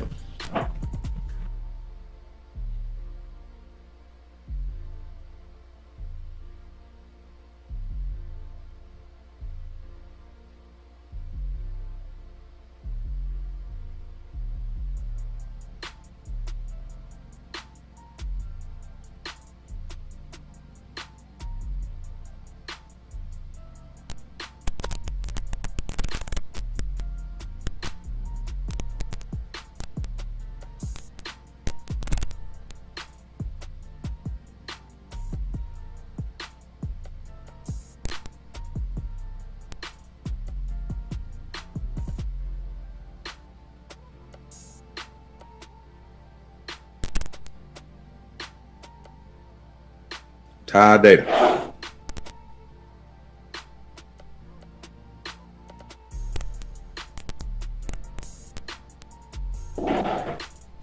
Well, yeah, while Ty getting this stuff together, yeah.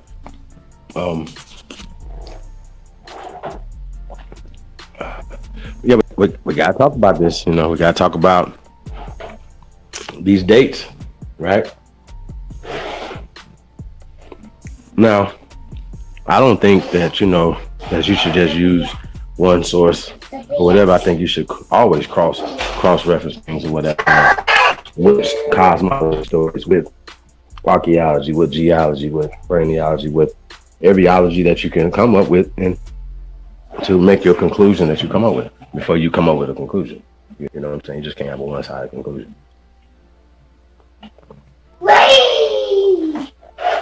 So I feel that you should definitely know both sides of any argument before you even argue that argument. Just off top. That's just rule number one. Ty, you there? Or try to sound like somebody else that you can get, you know, kind of get swept under the rug doing that. I think individuality is a big part of being successful in the music game now. Yeah.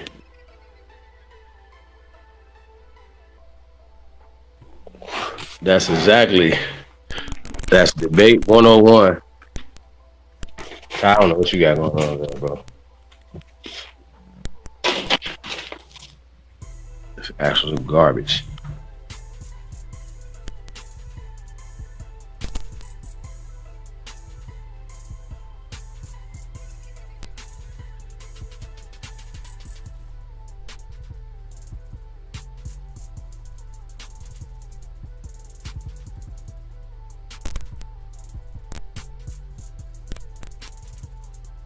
They say you real low. I can't hear you at all.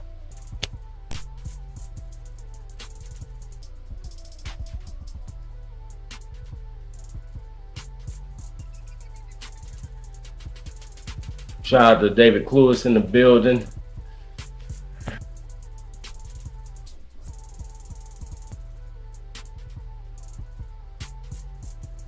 Thank everybody for hitting the thumbs up button.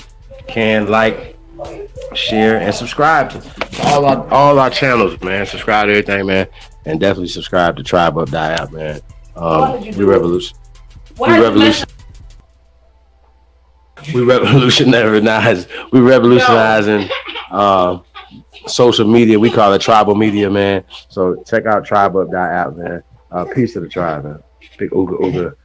Shout out to my partner Ism Moses over at the tribe, over at the Cave Radio, man. The Tribe Radio, Cave Radio. Yeah, man. Peace to the tribe, man. We definitely appreciate everybody.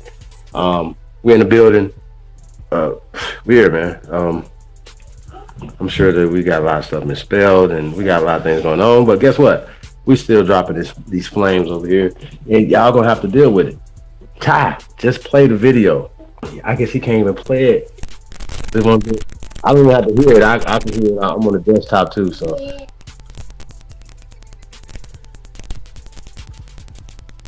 No.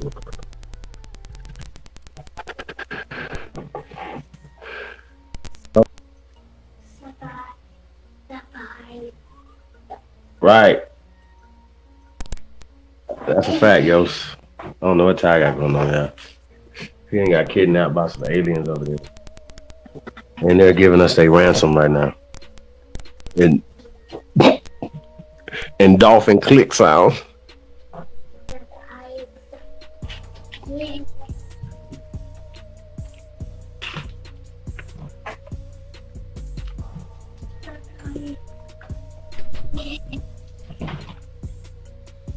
Stop, boy.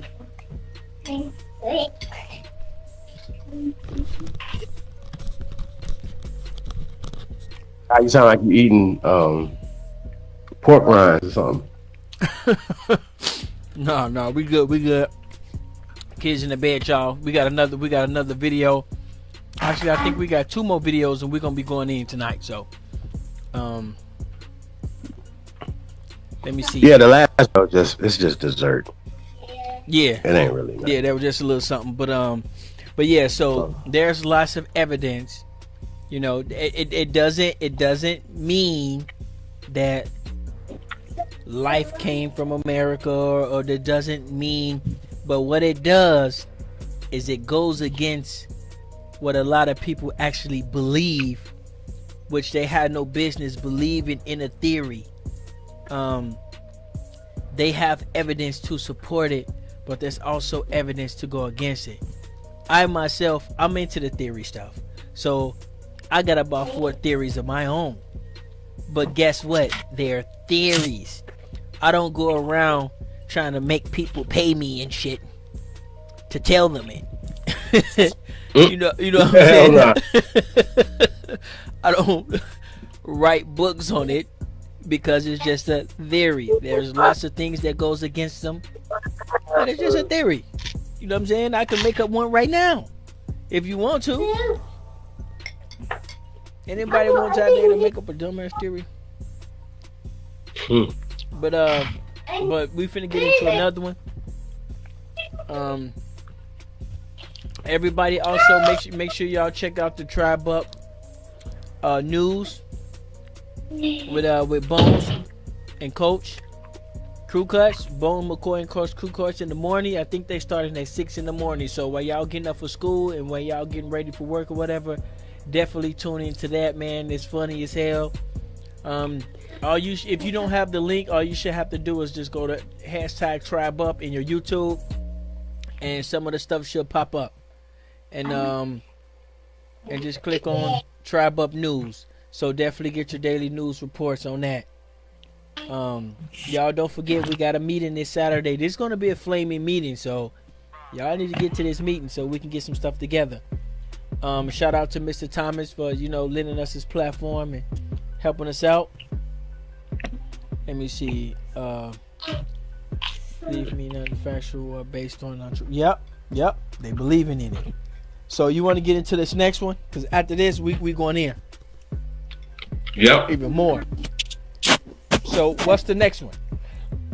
This is the interview, right?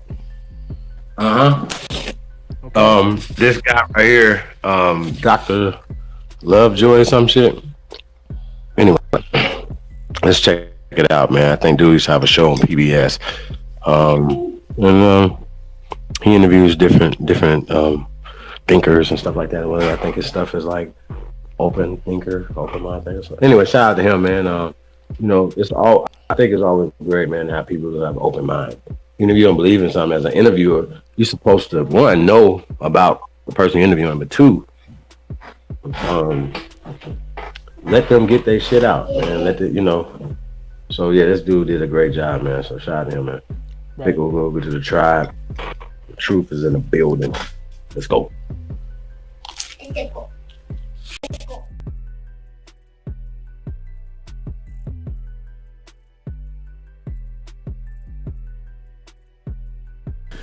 Good afternoon, sir. Let's begin. Can you tell us who you are? My name is Michael Cremo. I'm the author of the book Forbidden Archaeology. Which I have to say is a personal favourite of mine. I've read cover to cover several times. So it's a personal great honour to sit down and have a chance to talk to you. How did it come about? What led you into Forbidden Archaeology? Well, that has to do a lot with the way I was raised. My father was an intelligence officer in the United States Air Force. So that meant a couple of things for me as I was growing up. First of all, it meant I was moving from place to place within the United States and in different countries. And that had the effect of opening my eyes to the reality that there's more than one way of looking at things. The American way is one way, but there are other people with other ways of looking at things. I got exposed to a lot of different cultures as I was growing up. When I was a teenager, I was living in Europe. Once I went to Stockholm on a vacation. I was staying in a youth hostel there, and I met some young people who'd gone overland to India and back, and they were telling me some pretty interesting things about India, so I decided I'd like to do that as well. And gradually I became interested in studying the ancient Sanskrit writings of India. And in those writings I encountered descriptions of human populations existing on Earth millions of years ago. That was something completely different than I'd ever heard from my teachers in high school and university. Mm-hmm. So I began to wonder about these statements in these ancient writings, not just the ancient Sanskrit writings of India, but many different ancient wisdom traditions speak of humans existing a long time ago, much further back in time than current theories would allow. I wondered, are those statements just mythological inventions, or is there perhaps some factual basis for them in science? That's what got me looking into the whole history of archaeology. Of course, when I looked in the current textbooks of archaeology, I didn't see any evidence for extreme human antiquity. I only saw evidence that supported the current theories, namely that humans like us first came into existence less than 200,000 years ago, having evolved from more primitive ape-like human ancestors. But I decided to look beyond the textbooks. I wanted to look at the original scientific reports published in the professional scientific literature. When I started doing that, I began finding many reports of archaeologists finding human bones, human artifacts, human footprints, many millions of years old, much older than the 200,000 years that most scientists now accept for a modern human presence on Earth. So that's what got me looking into this whole topic. So I collected those reports and put them in the book Forbidden Archaeology, and since then I've been pursuing that line of research. And what would you say is the first anomalous artifact that you encountered personally that really started to cement the theory into something really quite tangible? Well, I had a suspicion, that such evidence was there. I just thought it might be there. So I had a research assistant, and I asked him to start looking into textbooks of archaeology from the 19th century, not the current textbooks. And I was right. When you go back to those older books, they mention some unusual discoveries that are no longer mentioned in the textbooks today. I think the first one that really caught my attention was the California gold mine discoveries. In the 19th century, gold was discovered in California. Miners went there to get it. They dug tunnels into the sides of mountains. And deep inside those tunnels in the solid rock, the miners were finding human bones and human artifacts, not at just one location, but many different locations in the gold mining region. And these human bones and human artifacts were found in layers of rock that modern geologists tell us are about 50 million years old. So the state geologist of California, Dr. J.D. Whitney, collected all these discoveries and wrote a report about them that was published by Harvard University in the year 1880. And we don't see these things mentioned in the textbooks today, but they were very serious discoveries made by a professional scientist, reported in a scientific publication. And I studied his publication very carefully, and I would notice here and there he would mention in footnotes, and objects of similar age were found in Europe by Dr. Carlos Ribeiro in Portugal. So then I would track down Dr. Ribeiro's report. And these things are not mentioned in the textbooks today. You have to go through quite a bit of research to track these things down. And how easy did you find it to actually find them? Well, I had a research assistant who's very good at tracking things down. A lot of this stuff isn't available on the web. Certainly when I started this research in 1984, a lot of this stuff there wasn't even a World Wide Web at that point. Quite. And even today, much of this stuff, it's only accessible by tracking it down through libraries, getting out of print documents from archives and things like that. So I tracked down Ribeiro's reports, and he had discovered human artifacts 20 million years old in Portugal and published them in the scientific literature. Of course, it was in Portuguese. Now, because of my educational background, I have a reading knowledge of most of the major European languages. Wow. So I'm able to read archaeological reports in Portuguese, French, German, Italian, and so on. So I tracked down his reports, and then in little footnotes he would mention, and this researcher in France, the Abbé Bourgeois, he made discoveries in Miocene formations 20 million years old in France. So then I would go and track those down in the French, and that would lead me to other discoveries. At first, I thought I was going to do about 8 weeks of research, maybe write a short little pamphlet, and then go on to some other topic. But one discovery kept leading to another, so the 8 weeks turned into 8 months, and the 8 months turned into 8 years. By the time 8 years of research, I think I had pretty much covered the field in a general way, at least. And it was at that time that I put out, the book Forbidden Archaeology. So after that 8 years of research, I felt I pretty much covered the field, at least for a first go-over. So it was at that time that I brought out the book Forbidden Archaeology, which was a collection of all of these reports of archaeological evidence for extreme human antiquity. And what was your intention for it?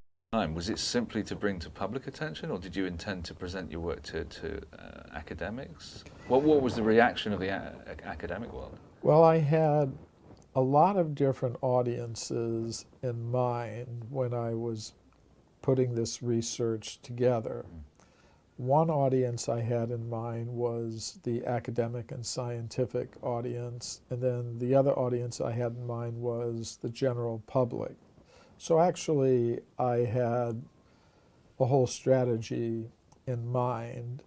I thought, okay, I'm this book, Forbidden Archaeology, which is very well documented. It's written with an academic audience in mind. So my plan was to send it out for review in the professional academic journals of archaeology and anthropology, knowing that it was going to be quite controversial. And basically, there were three reactions among scientists. Some hated it, some grudgingly admitted that there's some value to what I was doing, and third reaction is silence. So those were the three basic reactions. So not favorably received then, particularly? Well,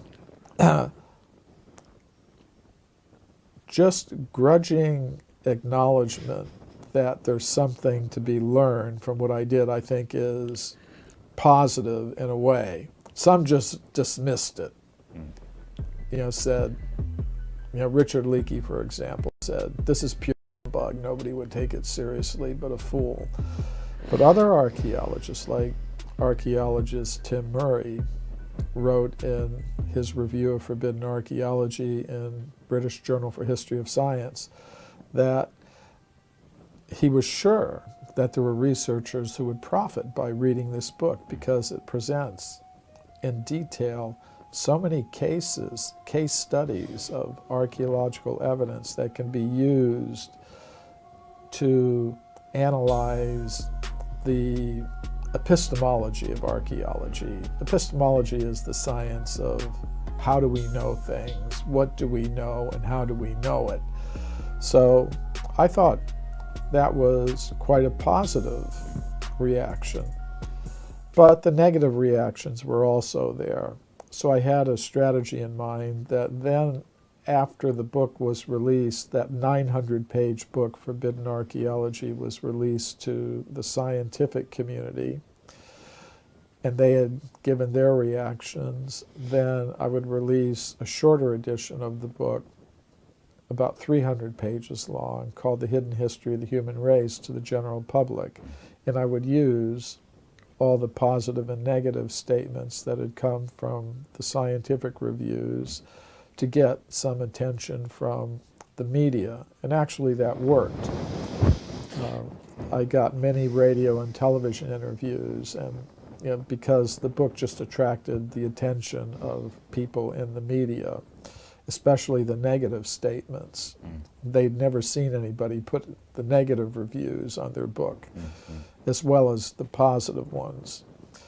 So then that shorter edition of the book was translated into about 20 different languages: French, Italian, Spanish, Russian, Bulgarian, Hungarian, Japanese, about 20 different languages. And I got invitations from all over the world to do author tours in these different countries, and I was able to communicate with the general public through newspapers, radio, television, so on and so forth. So, yeah, I did have a plan in mind when I was writing the book. I wanted it to influence the scientific world, and I also wanted it to influence the general public.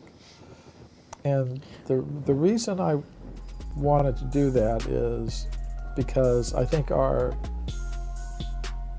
concept of who we are and where we come from affects our lives, the world, in a major way. Absolutely. How we define our identity will determine what kinds of goals that we set for ourselves, what types of values we adopt. So the questions, who am I, where did I come from, are very important.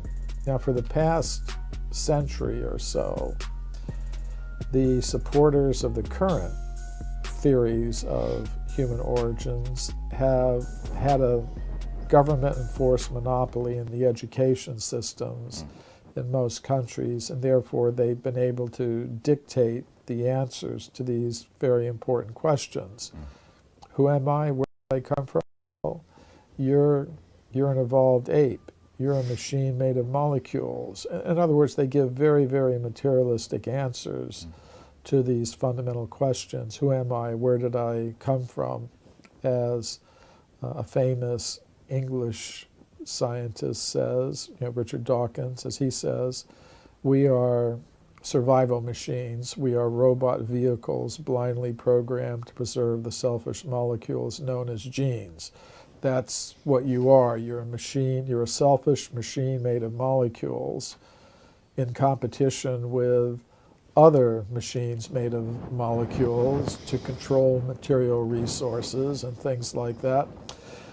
I think those kinds of answers to the questions, who am I and where did I come from, are at the root of a lot of the problems that our world faces today. I think attitudes like that are at the root of our environmental crisis, the main cause of which is overproduction and overconsumption of more and more material things.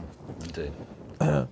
I think such answers as are given by modern science are also at the root of our financial crisis. But it is chasing an intrinsically materialistic paradigm, isn't it? Right. The pursuit of ever greater growth and ever greater profit. Right. And some people, and you're in competition with everyone else in the financial system, so if you can take unfair advantage of others in that whole process, why not? It's dog eat dog, survival of the fittest. And some people do, and therefore, they game the system in ways that are putting others in a very bad position. So would you say that then that your work has been contributory to challenging that control paradigm? Yes, absolutely. I'm suggesting another answer to these fundamental questions, who am I, where did I come from? After people read my book, Forbidden Archaeology, which contains archaeological evidence that contradicts the current theories of human origins and identity, they asked, okay, you have all this evidence, archaeological evidence, that contradicts the theory that we evolved by some blind evolutionary process from primitive apes and monkeys. So, after people read my book, Forbidden Archaeology, they asked me a question. They said, you've got all this archaeological evidence that contradicts the current theories of human origins. So if you don't think that we evolved from primitive apes and monkeys, then where do you think we came from? So to answer that question, I wrote a book called Human Devolution, in which I present an alternative to the current theories of human origins. It's a consciousness-based alternative. I propose that before we even ask the question, where did human beings come from, we should first of all ask the question, what is a human being? And many scientists today are going to give a very materialistic answer to that question. They'll simply say, well, we're machines made of molecules, and as far as consciousness is concerned, if you organize the molecules in the brain in a sufficiently complex way, they'll generate consciousness, but only temporarily and only in association with the brain. And when, at the time of death, the molecules in the brain become disorganized, there's no more consciousness, nothing like that. So it's a very matter-based picture of reality. But I'm proposing something quite different. I'm proposing that consciousness can exist independent of matter. Yeah. Matter does not produce consciousness, but consciousness can become associated with matter. I'm proposing that originally we are beings of pure consciousness, and under certain states of consciousness, consciousness can become associated with matter. That's what I call devolution.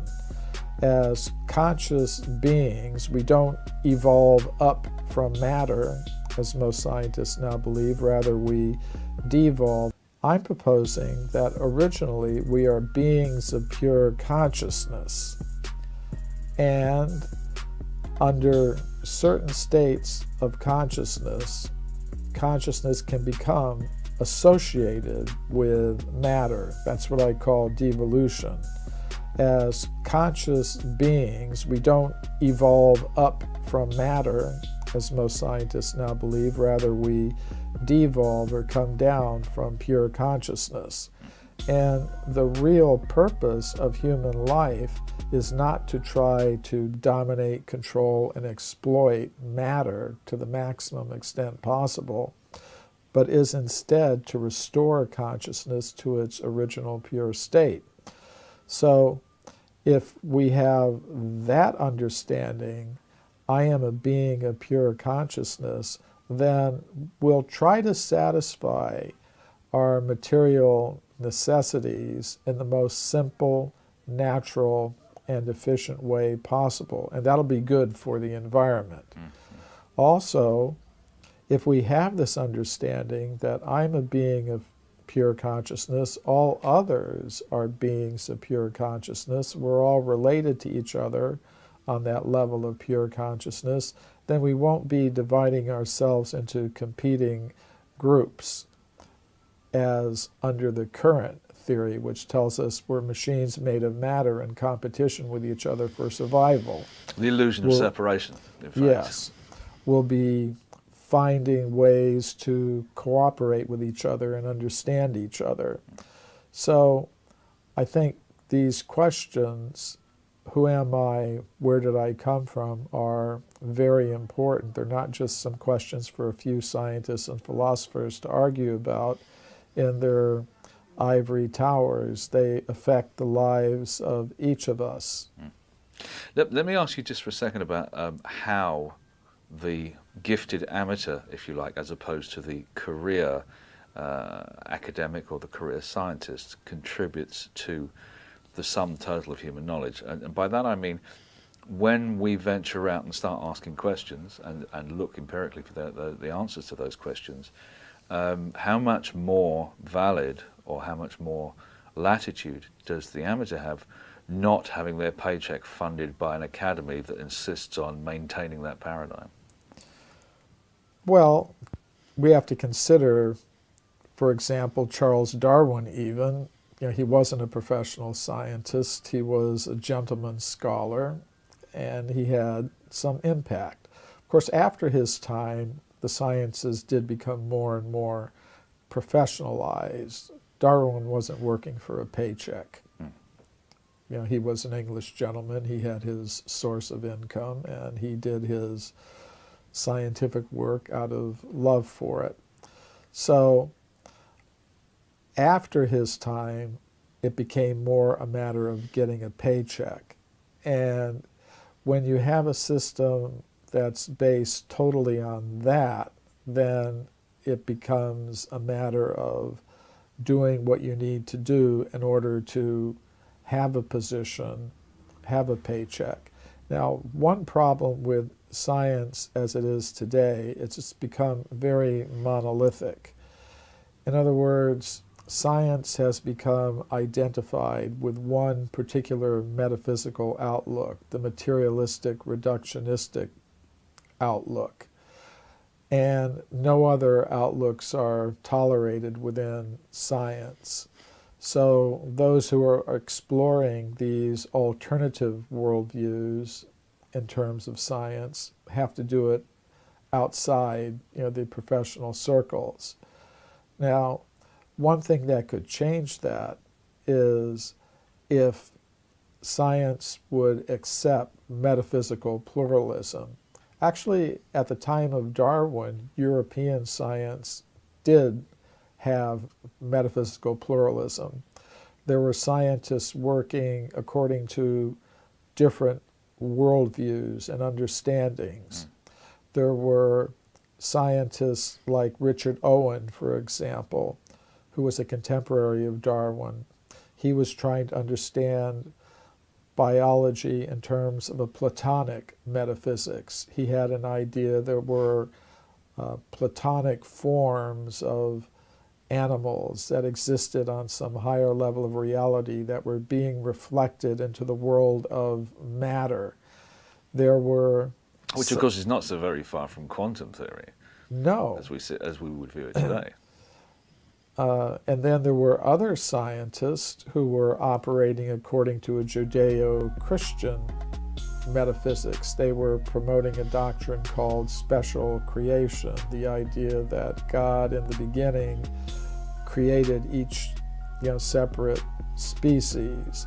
And that was actually the mainstream in the universities at that time that Darwin was reacting against as an outsider. And yet, of course, ironically, Darwin himself was a passionate Christian, which has always struck me as somewhat ironic.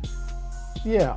There were other scientists in Europe and Germany. They were called Naturphilosophs. They were operating according to the idea there are subtle, vital principles in living things that explain the forms that they take.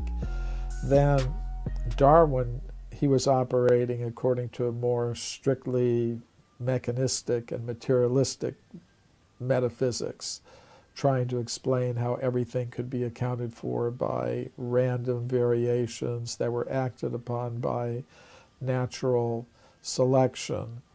So at that time, science in the West, in Europe, was functioning with different scientists operating according to different metaphysical outlooks.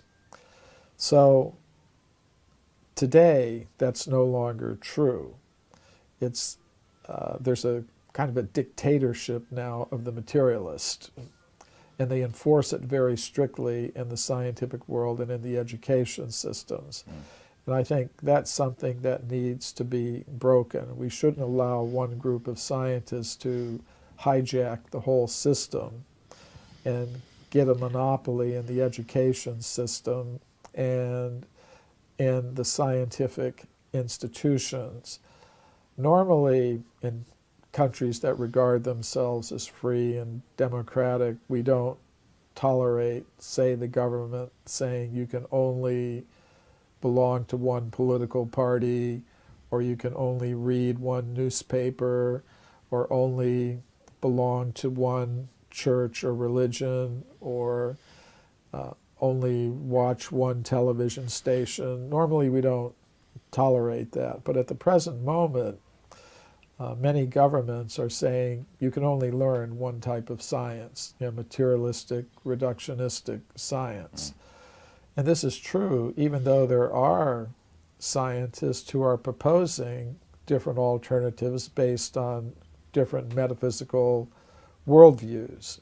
For example, there's, here in England, Rupert Sheldrake, who talks about morphogenetic fields. It's a Platonic or Aristotelian idea. I'm talking about consciousness existing separately from matter. That's not a very popular idea today in science.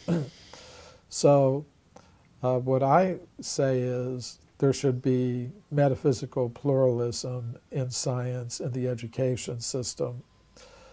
In the textbooks, it should be stated, for example, okay, most scientists now accept, the Darwinian theory of human evolution, which is based on a strictly materialist metaphysics, but there are other scientists and researchers who are proposing other ideas, and here's what they are, and then just let students make up their own minds. Which I would agree wholeheartedly with that. The concept of encouraging independent thought is only to be applauded.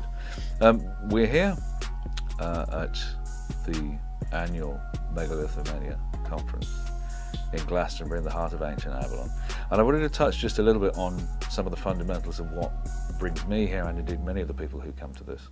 And one of the prime questions of that is, what were the ancients up to? What were they doing? And if we look, for instance, I mean, iconically speaking, Stonehenge is probably the single most potent image globally of Neolithic, indeed prehistoric culture in Europe, shall we say. I'll come to when in a moment. Why do you think it was built? Well, I'm going to say that the Neolithic is not my main period of research.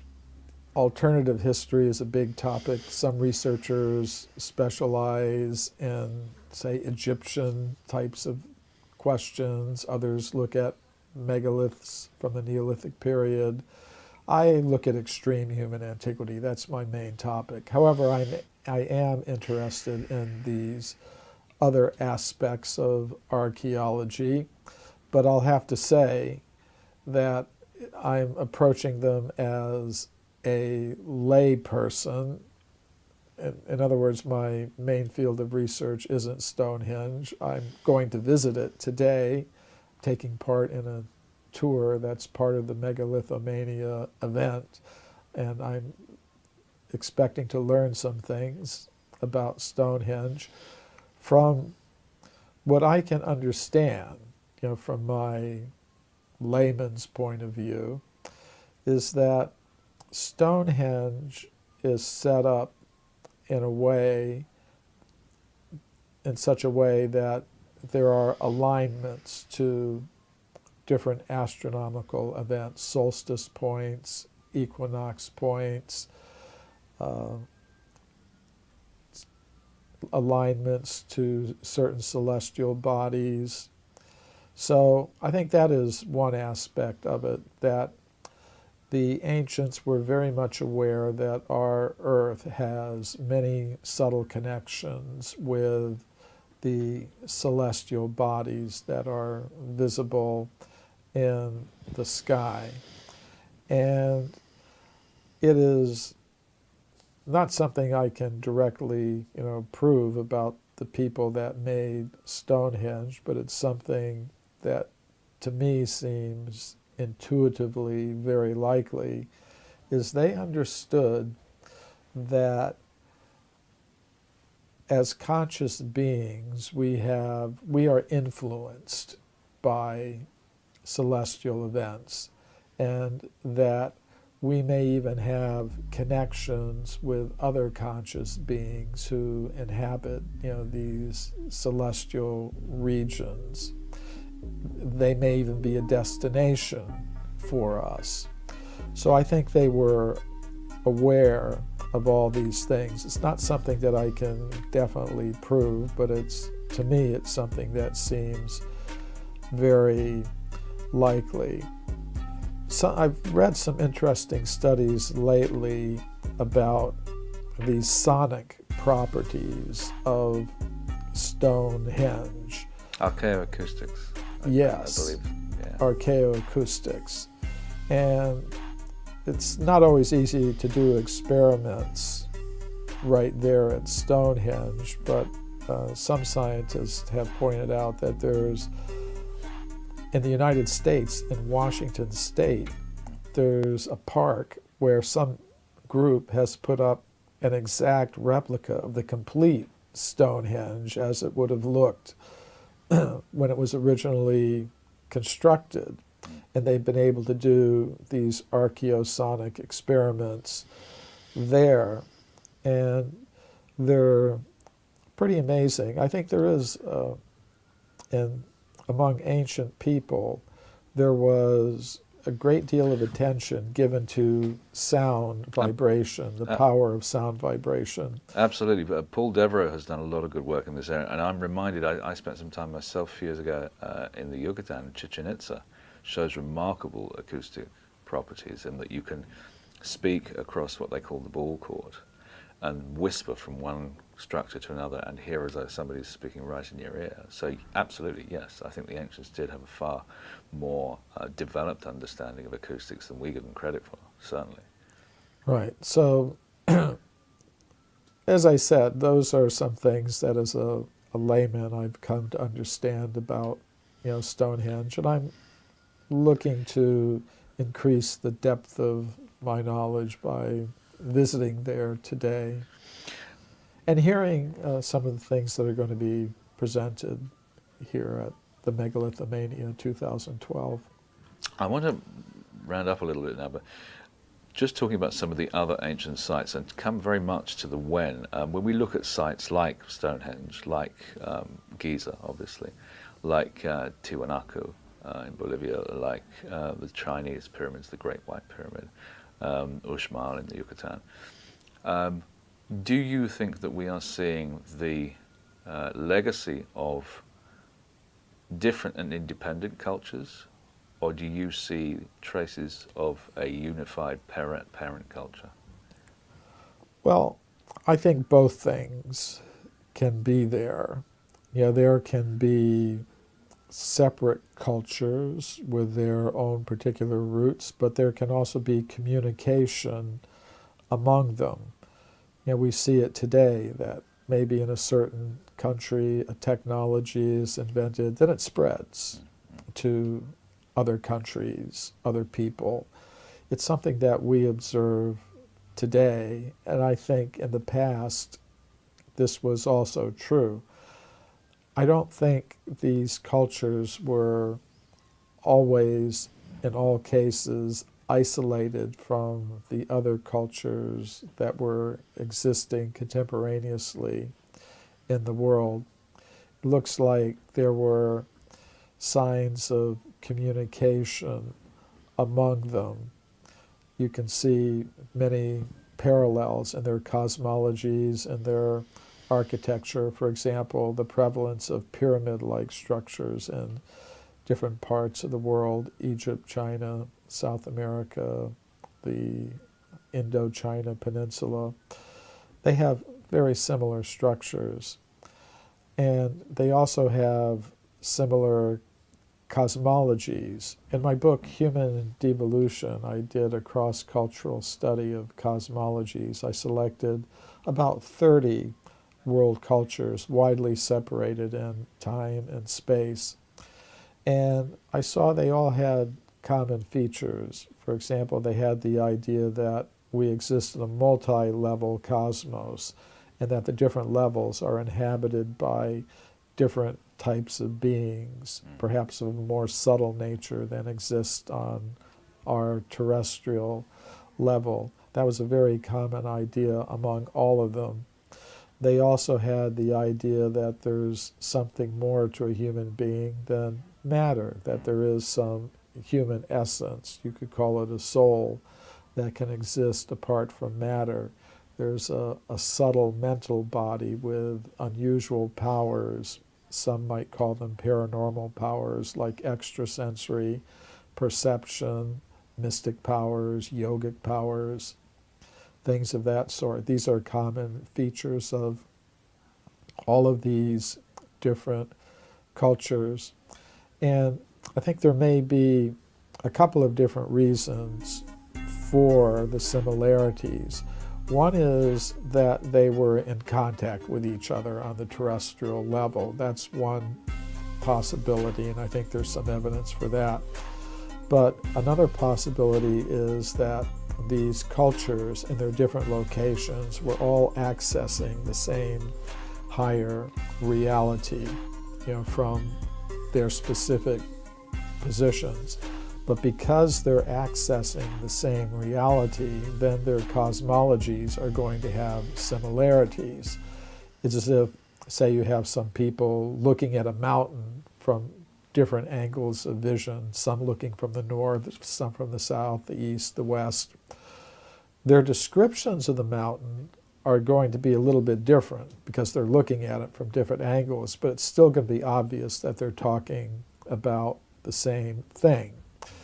So I think that can be a primary cause of the similarities in these different cultures that they're all accessing from their different geographical locations, the same higher reality. Michael Cremo, thank you very much. Emma Cup.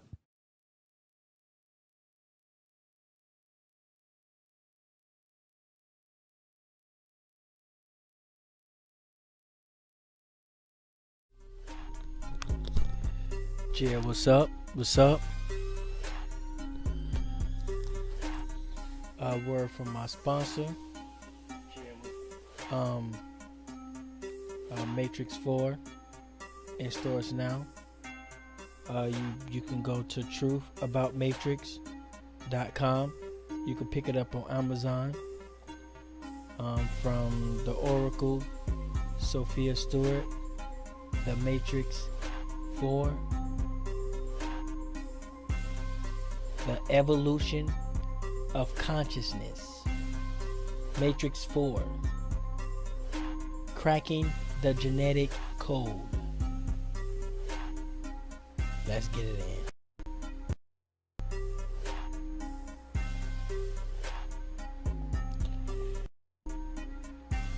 Whoa. So, one thing I do gotta say about that interview is that he was talking about consciousness. And that's something I kind of talk about. I never saw that before.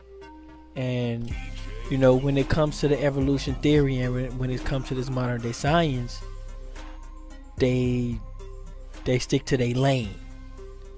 And when you're dealing with the consciousness, when you're dealing with the soul, when you're dealing with the code, they don't tell that story. They don't have an answer.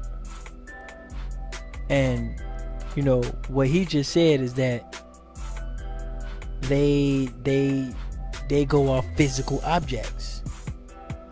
And I never thought about that, but now that I heard that, I can put that into my thoughts, and now it even makes more sense to me why they the things that they say. It makes more sense now because they're not thinking like I'm thinking. They're not thinking how we're thinking. They're not thinking about the evolution of consciousness. They're not thinking about our eternal code.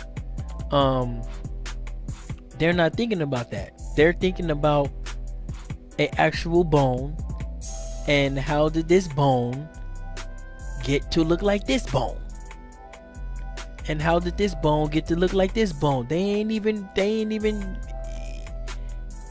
touch consciousness or touch the mind. That's usually what I call it. But when I heard him say consciousness, I was like, damn, that's the same thing I be saying, but he called it consciousness. I just call it the mind.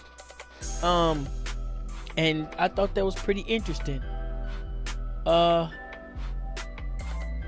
Chief, you saw this before? I'm guessing you saw this before. Cody, you sent it to me. I'm guessing. Did you know that some of the stuff I be talking about? Or did it never click to you? I mean, a lot of it is it's Eastern philosophy. So you have an Eastern philosophy mindset too. So I see that. I never knew that. I never knew that. That's what it's called. Oh, I never knew that about myself. But I guess I see a little, but and you think that's what he got it from? Well, he told you when he was a teenager how he got exposed to it. You know what I'm saying? Yeah. So I think that interview was important. You know what I'm saying? They break that down. He also broke down just the scientific community how fucked up they are and things of nature, and them suppressing stuff. And he also broke down, things that they were doing prior to this becoming mainstream science. You know what I'm saying? But I say this all the time, though. This is the source of their power. They use this science around the world. Oh, hey, you was a monkey before us. You're between us and the monkey. You know that, right? So guess what? Okay. All right. Y'all know that's what they taught, man. So they get somewhere, whatever, and tell the people who growing shit, doing things, been building forever, metallurgy, all type of stuff, right? But they savages. What? Where? You can't even build these things that they built. They ain't came over here. Well, I take that back. They built a couple pyramids. Sheldon Adelson and them. Yeah, they did. They got Nigga said Sheldon Adelson.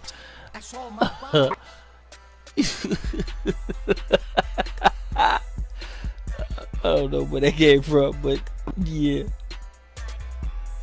Do you know who he is? Yeah, I know who he is. I heard of him. I don't know like all his information, but I heard of him. He like a oil tycoon, some old ass pervert, like a wheelchair, some shit. And he like 90 years old, like 99 years old or some shit. That you talking about? Huh? That nigga is 200. He up there. That motherfucker like, yeah. He was around Moses now. He was BC. Sheesh. Hell no, he said motherfucking what's the guy name used to marry the Nicole lady?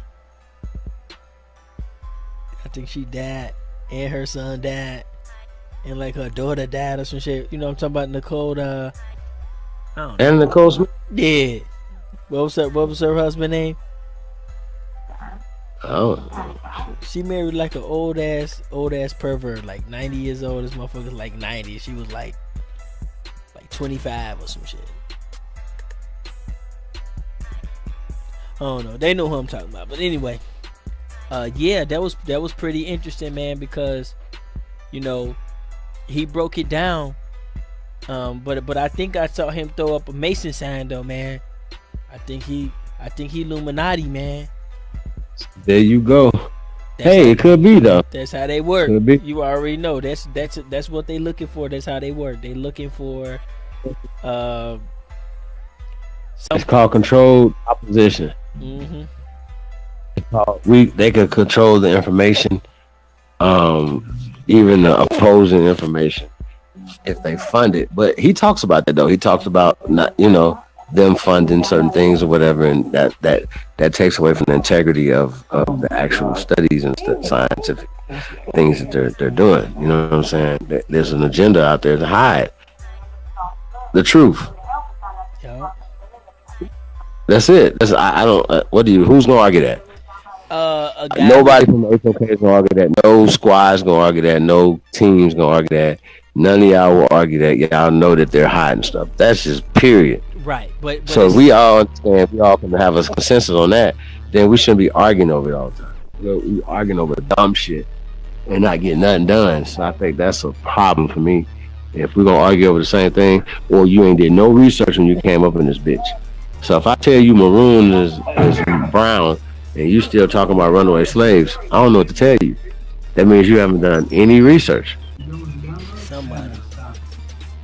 Shit. But yeah, man, you got some more stuff for him, man. That was kind of deep, because he was talking about that. He was talking about comparing these scientists and how they do their research. Like they don't talk about the unknown. Like the unknown is just like unknown. Like it can't be counted for.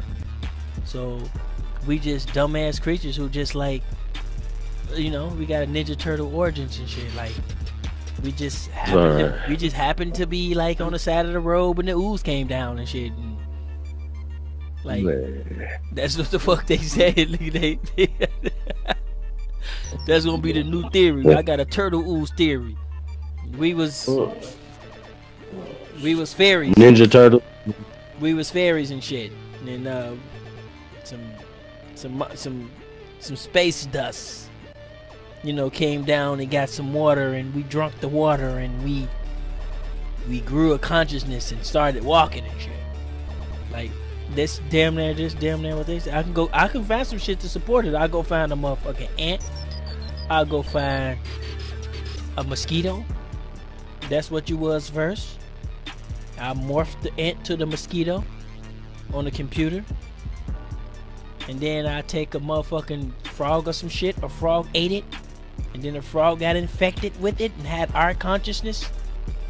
And then a fucking a big ass I don't know, a beaver ate the frog and got infected with our consciousness. And then a lion ate the beaver, and some kind of way a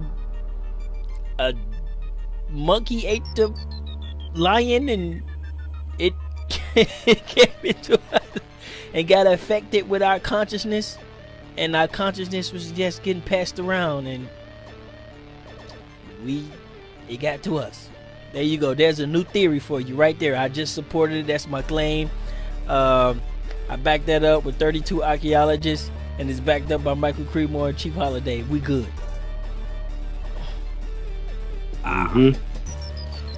But I mean, though, how hard? I mean, what more can we say, man? Like, yeah, he did a great job in that. Yeah, he broke it down. He broke it down. Didn't he? Yeah, and I'm surprised he didn't talk about why none of these motherfuckers talk about math either. Or maybe it's just the ones in this community that don't talk about math. I don't know, but that's another thing that fucks up the theory is math. But like I say, it's different from hearing it from the professional. Now, I've been talking about this shit for the last 2 years or the last couple months or whatever. And now here we go, a fucking professional damn near said the same thing I've been saying. I mean, it sounds different now. I mean, he put it in a different way, but it's the same shit I've been saying. And it's not mine. I didn't make it up. I don't know how the fuck I got it. I just thought it up, I guess. You know what my problem is, though? That he's attached to the unknown and unseen and his belief system, which would be his religious system, and for his whole psychological system. It has to go along with that narrative. So he's affected by that also, and I think that has a lot to do with the way he sees things also. You know what I'm saying? So we have to keep that in consideration. We shouldn't take that as. Well, you gotta take that in. Well, because only we know it. Like we can't really prove it. Why is it stuck on me?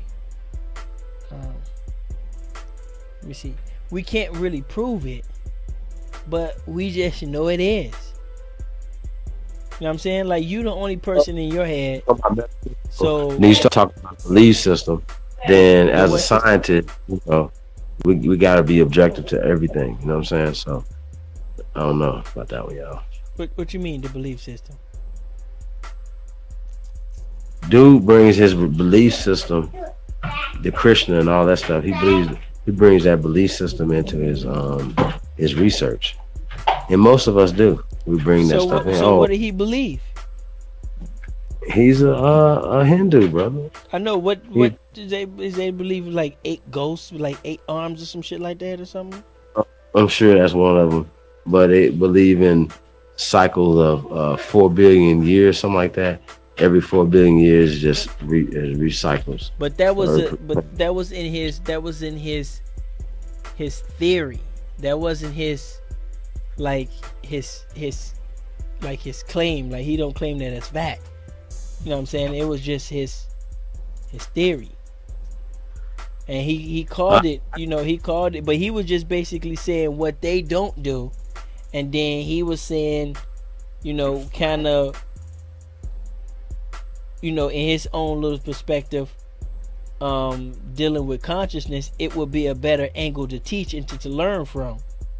Because if I know you got conscious and I got conscious, our race doesn't mean anything. Like races don't mean anything when you're dealing with consciousness. And so it looked like, so he was speaking on that aspect, but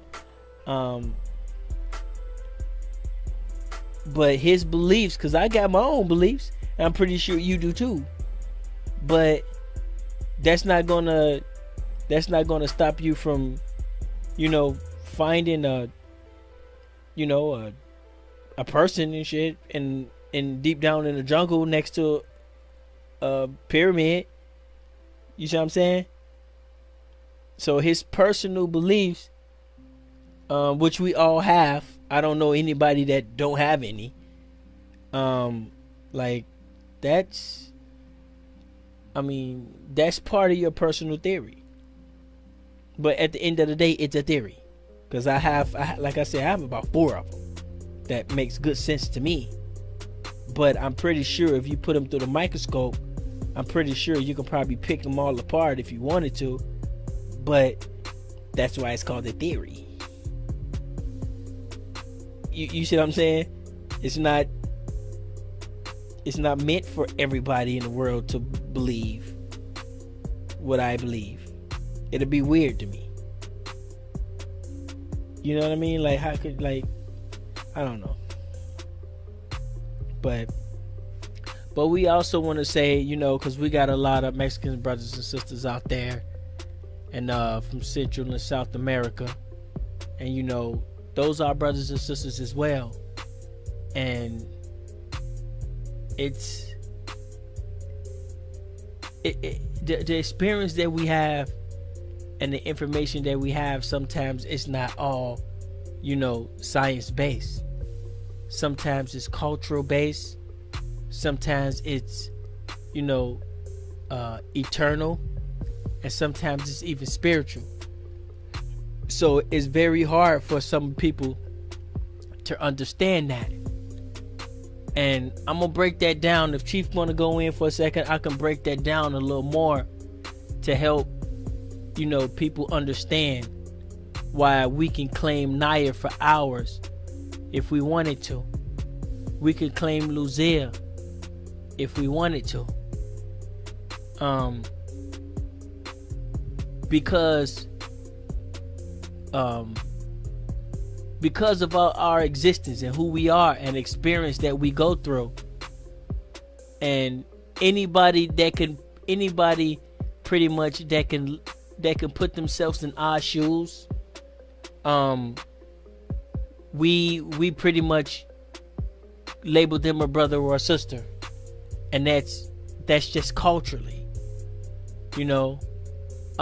any person that carries our melanin and has the relationship with the sun as us, we have the right to claim them as ours because they share the same experience as us.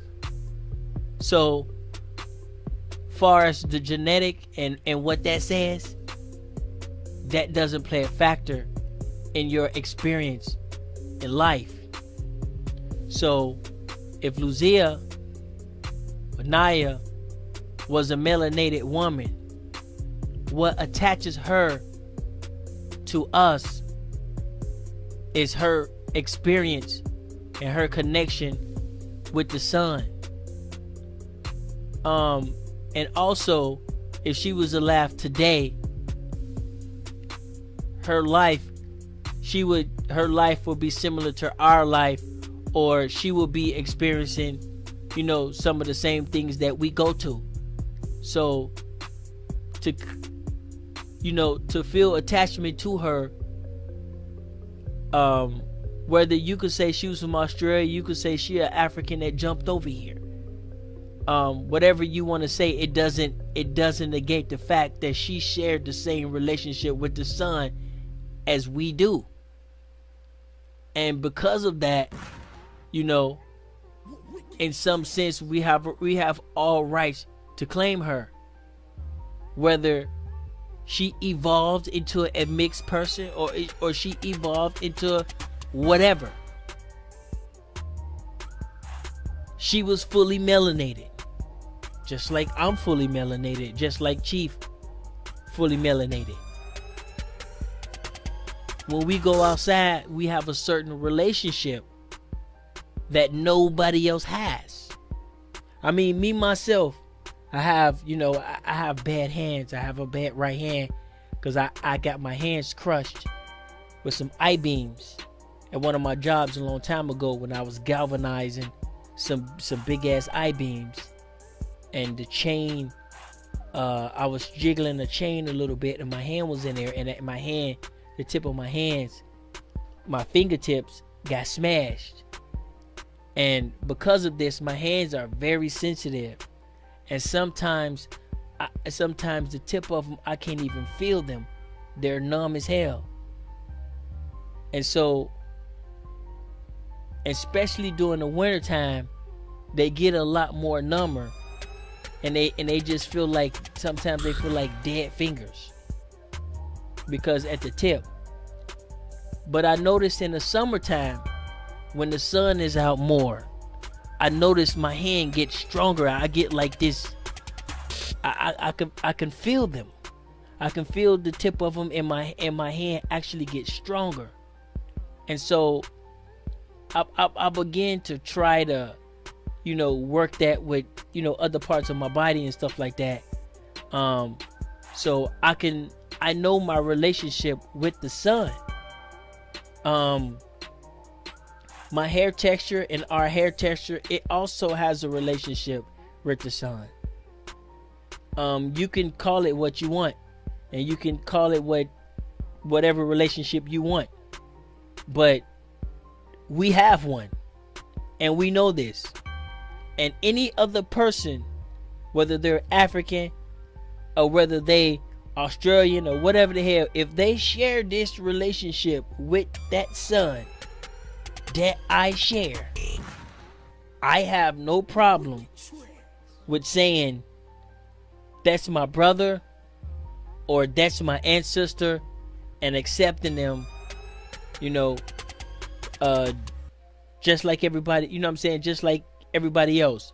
So if Lucia Naya was walking around here, black as hell like me, got the same hair like me, and got the same relationship as the sun like me, regardless of where she come from, regardless of what her DNA say, because it don't matter if she had donkey DNA. If she shares the same relationship as that sun up there that I do, I have every right to claim her, because we are the only people that shares that relationship with the sun. Now, I'm not sure how it affects the Indians from the native side. I'm not sure how well. I got an idea of what it does to pale faces. I know it burns them.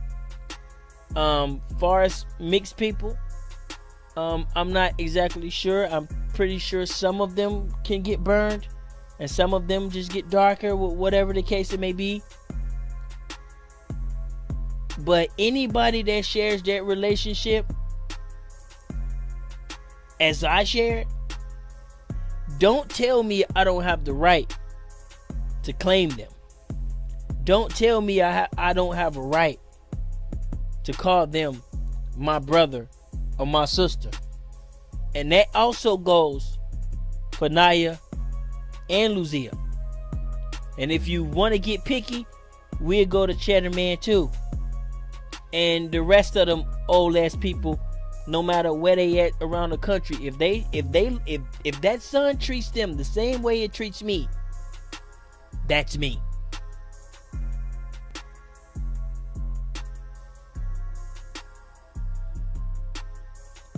So, so we don't mean to disrespect nobody's culture. We don't need to disrespect nobody's ancestors. But if we share ancestors and that bothers you, then that's on you. Because if some random guy or some, Native American or some Mexican says, I claim Naya too, that's not gonna bother me, not one bit. I'm not gonna be like, oh no, y'all is conspiracy theorists and want to fight and shit. I'm gonna be like, okay, bruh. You know what I'm saying? Well, shit, join the elite and let's get the moving then. That's just me personally. But I don't know how Chief feel. Chief, how you feel about Native people or Mexicans claiming Nayars as their ancestors? What you think about that? Or Lucia?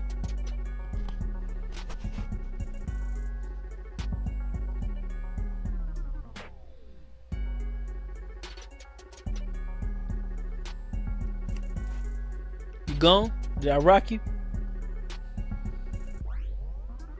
I rock Chief to sleep, y'all. Chief probably at a grocery store or some shit.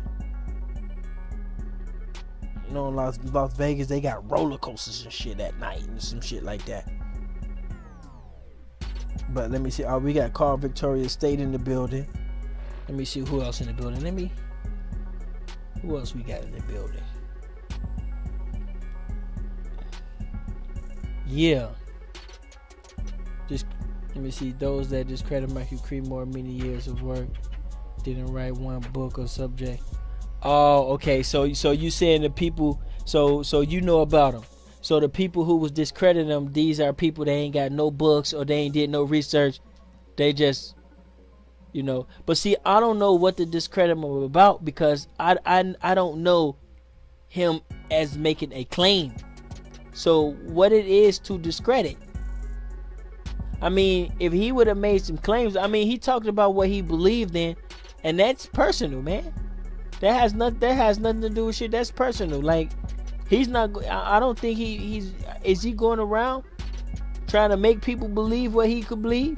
Is he going around trying to convert people to Hinduism and I'm gonna take your head off and y'all niggas is hoes and they got all kinds of names for us and sellouts and we hate ourselves and is he going around doing that type of shit? Like, nigga, just Hindu or not, nigga, just Hindu or die, nigga.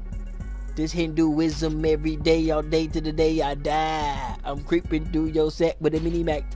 Is he on that type of shit? Like, what the fuck? Or is that some shit he believed? So, Chief, do he got claims out there that people? Carl Victoria said he don't. So what is it to discredit? If he found some shit, he found some shit. Hey, if y'all motherfuckers found the tooth, y'all found the tooth, right? So if he found the tooth, he found the tooth. Like, I don't know. But yeah, he went in and it's gonna get worse. It's gonna get worse for these people pushing this shit around like they know 100%. Like the shit ain't a theory.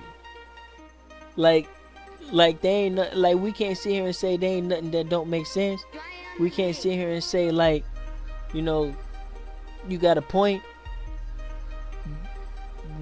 But at the end of the day, we know, yeah, that's someone's theory who they pose on all the world. How would you like if I say, well, nigga, this Hindu wisdom all day? If motherfucker, what I'm saying, try to make you and force you. That's what I talk about. It's damn near religion. Cause it's like you either believe in it or you hate yourself or you know what I'm saying? That's like when people leave a cult and shit. They talk about you, discredit him, his work. Yeah, but how they gonna discredit him if he ain't got no claims?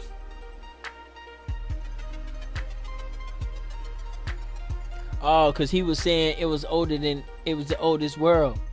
Okay, well, instead of discrediting him, why don't you prove him wrong?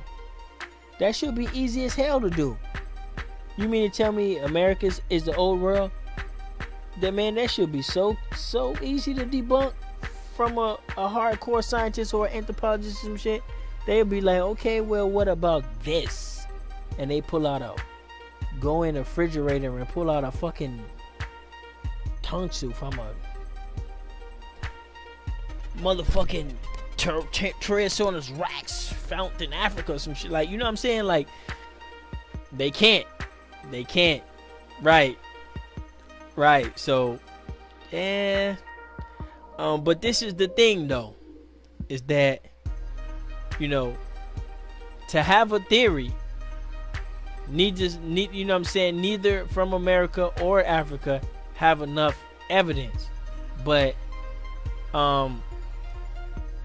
so it can go either or. And so what you believe is what you believe at the end of the day. What you feel, that's at the end of the day. That's pretty much what it boiled down to, because it's evidence on both sides. Oh, okay. Well, then, you see, that's the problem right there. He said Garfield have an anthropologist team, a DNA team, and a lab team. That's the problem right there.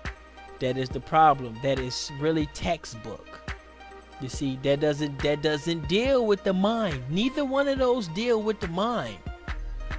It's all dealing with something physical, like the guy said. It's dealing with something physical. Chief, where you at, man? I'm finna. Chief outside on the grill or some shit. In Las Vegas. Vegas ain't got no song, man. They ain't got no rap song for Vegas. No. I mean, even North Carolina raise their hand, throw their shirt like a helicopter or some shit, right? Let me see.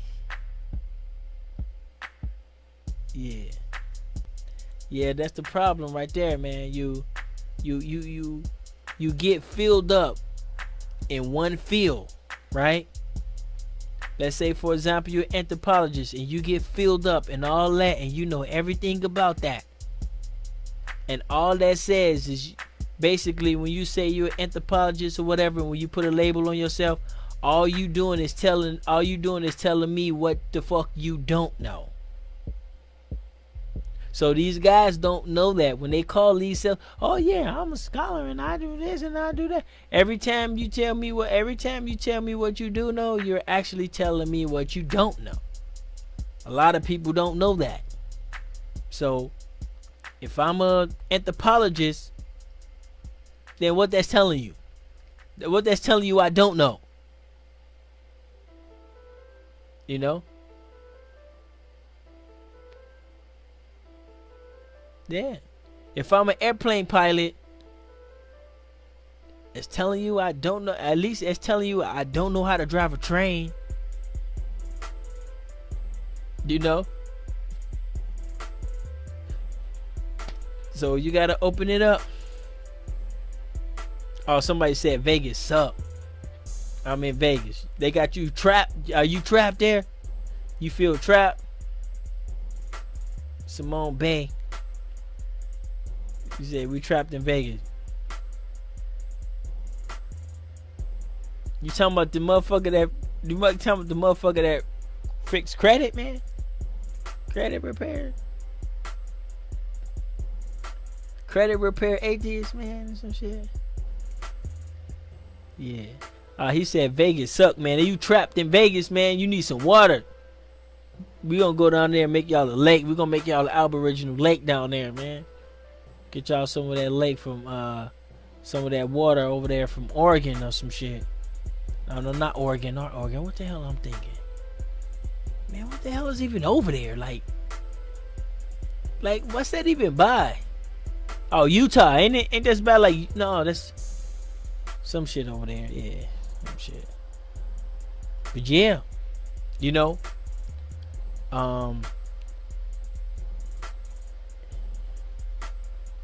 Trapping in Vegas sound like a movie. Trapped in Vegas. That do sound like a movie. Yeah, that do. Is it a movie? You know what? That might be a movie. That might be a movie. That do sound like a movie. Like the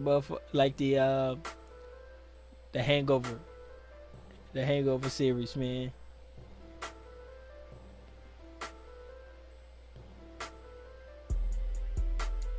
Oh, somebody said Vegas got plenty of water compared to who? Well, how is that possible? There's no possible way they can have more water than California. California is on a ocean, man. That's ridiculous. Like, I don't know. Maybe we seeing something different. But all they got the water back in California. But I think I know what you trying to say. Like, they drinking water? I don't know. But they better figure out a way to convert it.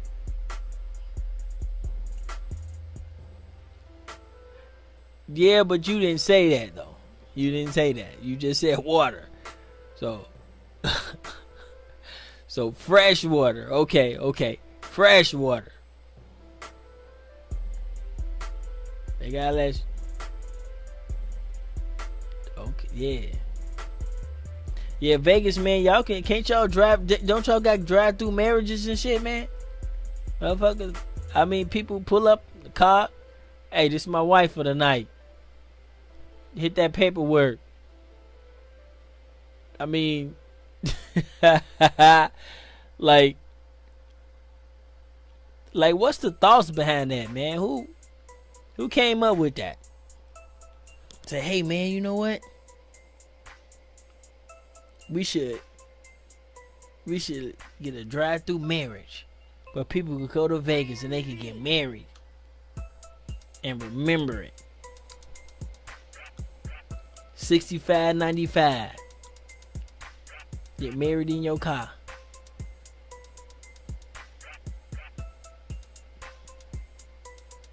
Oh, Sierra Mountains, okay. It floods there. In Vegas floods?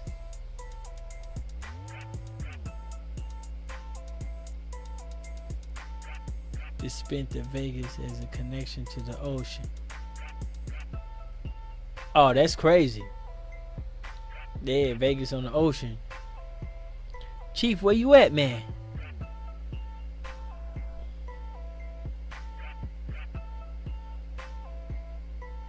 Clear the chlorine from the sink. Boy, my water. Oh, okay, so they got bad water. Yeah, everybody got bad water. Welcome to the club.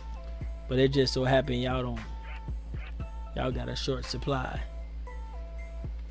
But I mean, did they find gold in Vegas or oil in Vegas? I mean, like what the hell made a person say, let's go out there? Oh, perverts. I bet you it was a band of perverts. Was like, yeah, we can build the city away from the city and shit. Copper Chata in the building. What's up? What's up? So how'd y'all like the Michael Cremo? So for all the people out there who want to go in the comment box and want to talk all this, man, that's the guy y'all should be going after right here. This the guy y'all should be trolling. Troll his page. Tell him what he did wrong. Tell him what he said wrong. Tell him why he dumb.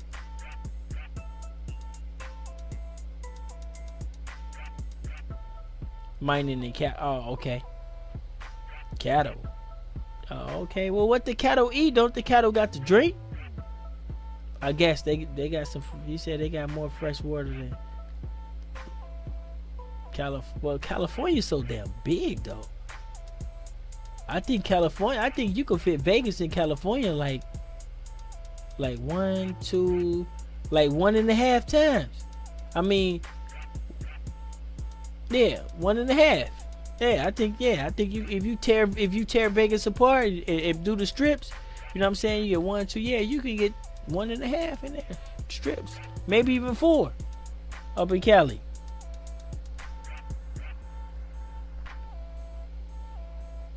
But it's all good though. But what y'all think, man? Michael Cremo, did he go in?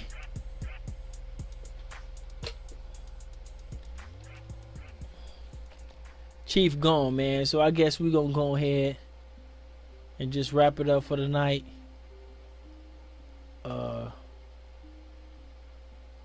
I got some work to do at 1 o'clock. And actually I'm gonna try to do it right now.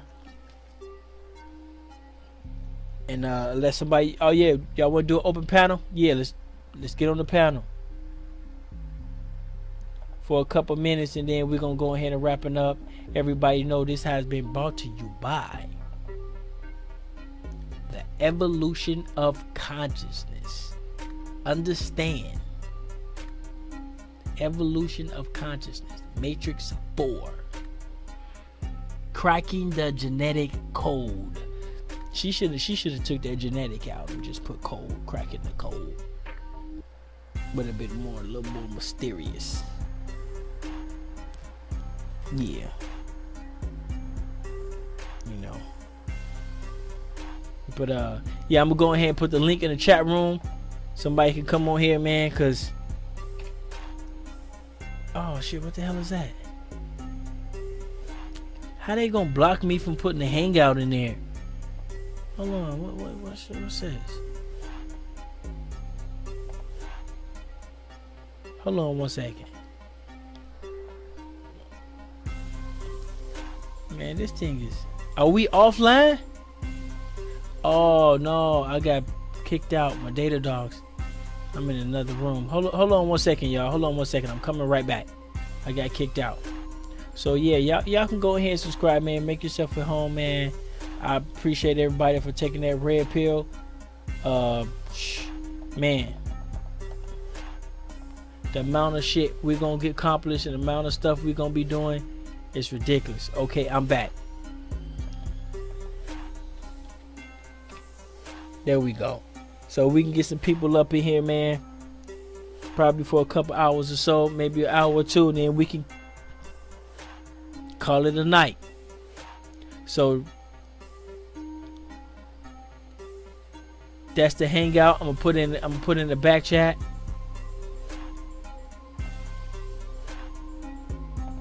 Anybody want to come through? Bow. So I got you in the back chat. Somebody said Dr. Omar Johnson at it again. Hell no.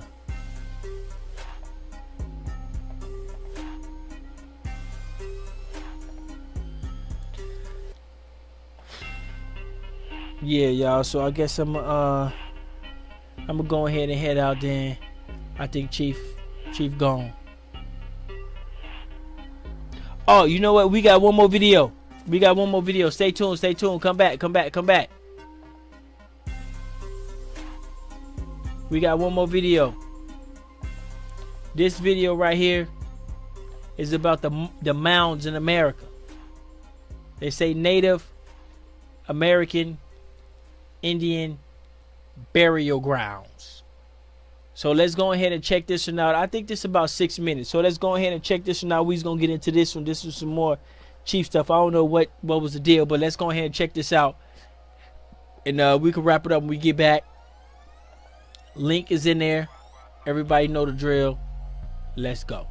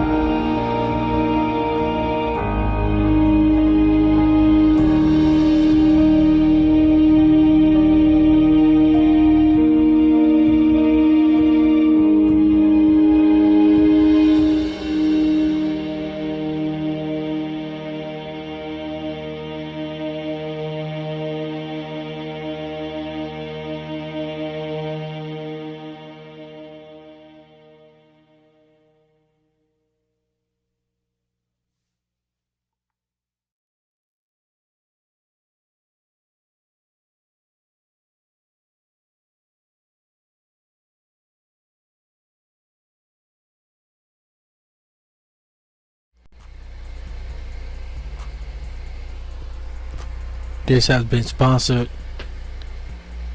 by The Matrix 4, The Evolution of Consciousness. This has been sponsored Cracking the Genetic Code. This is your boy Ty Data, and I'm out. Thank you.